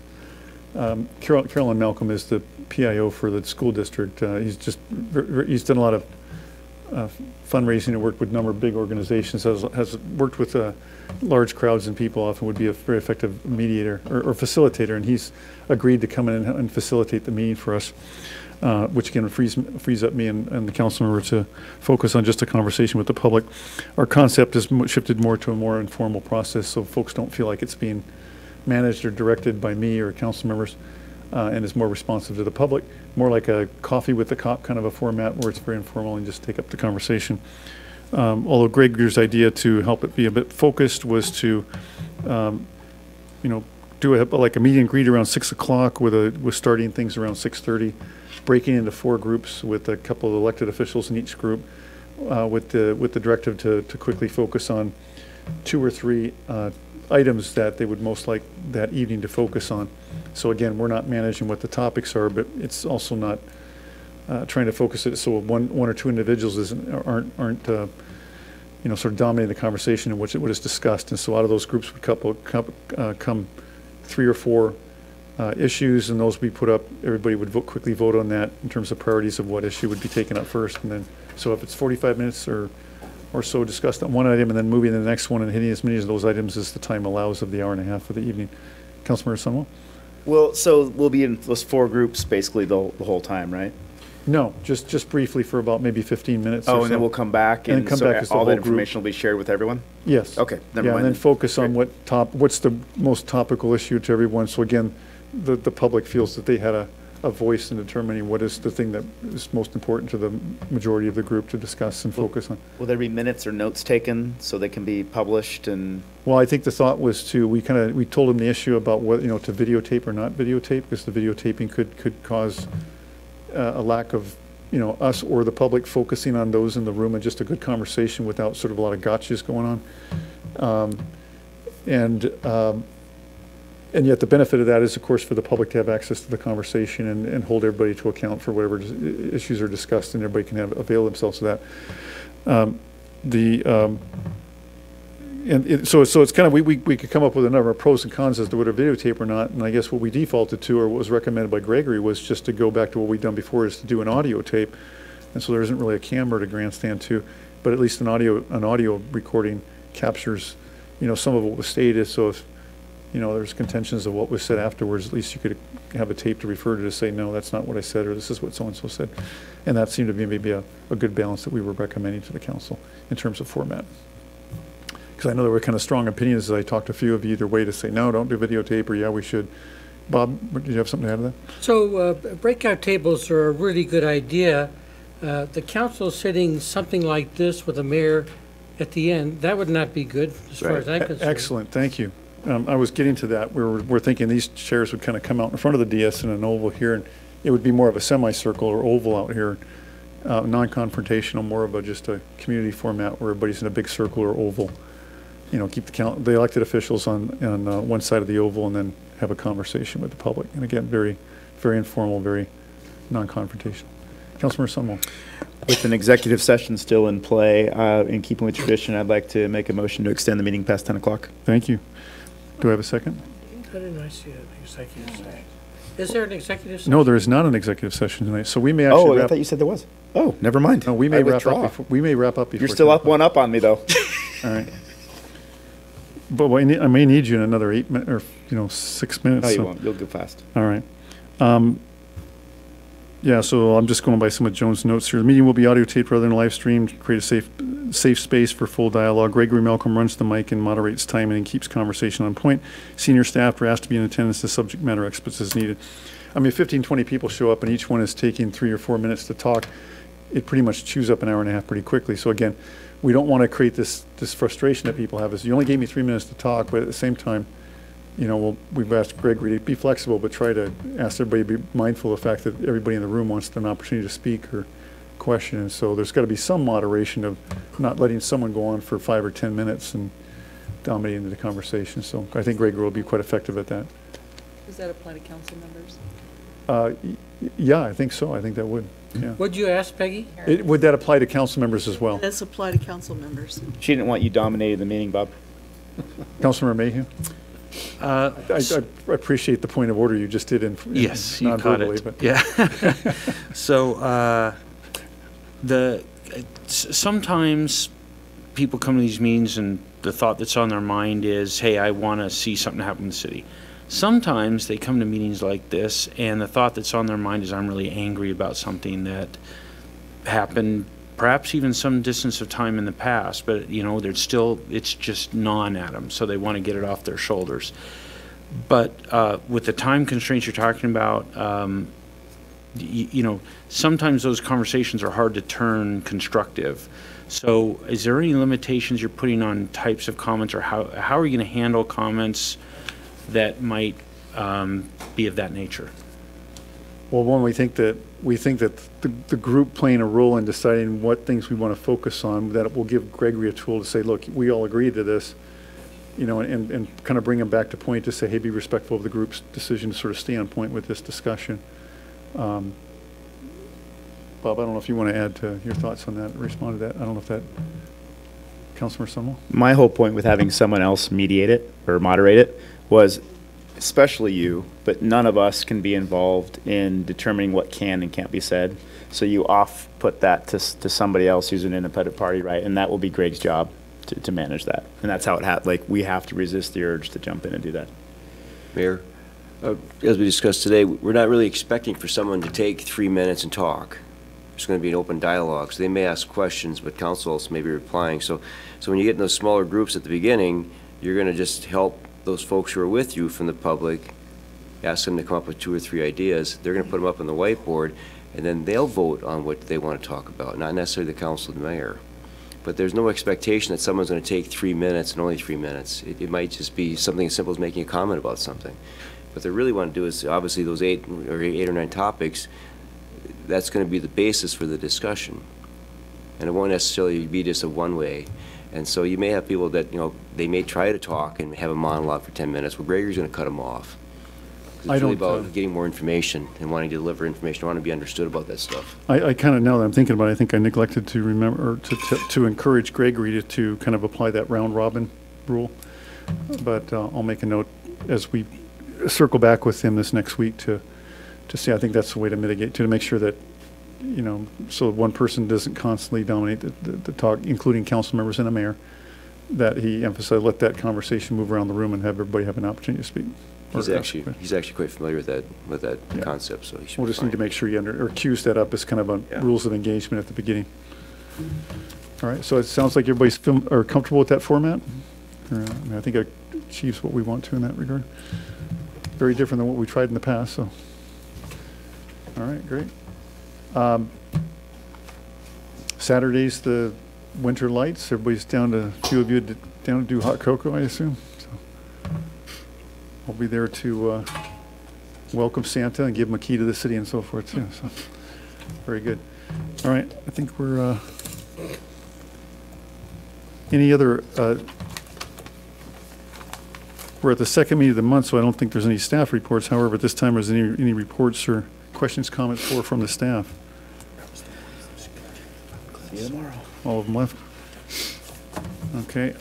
Any other announcements?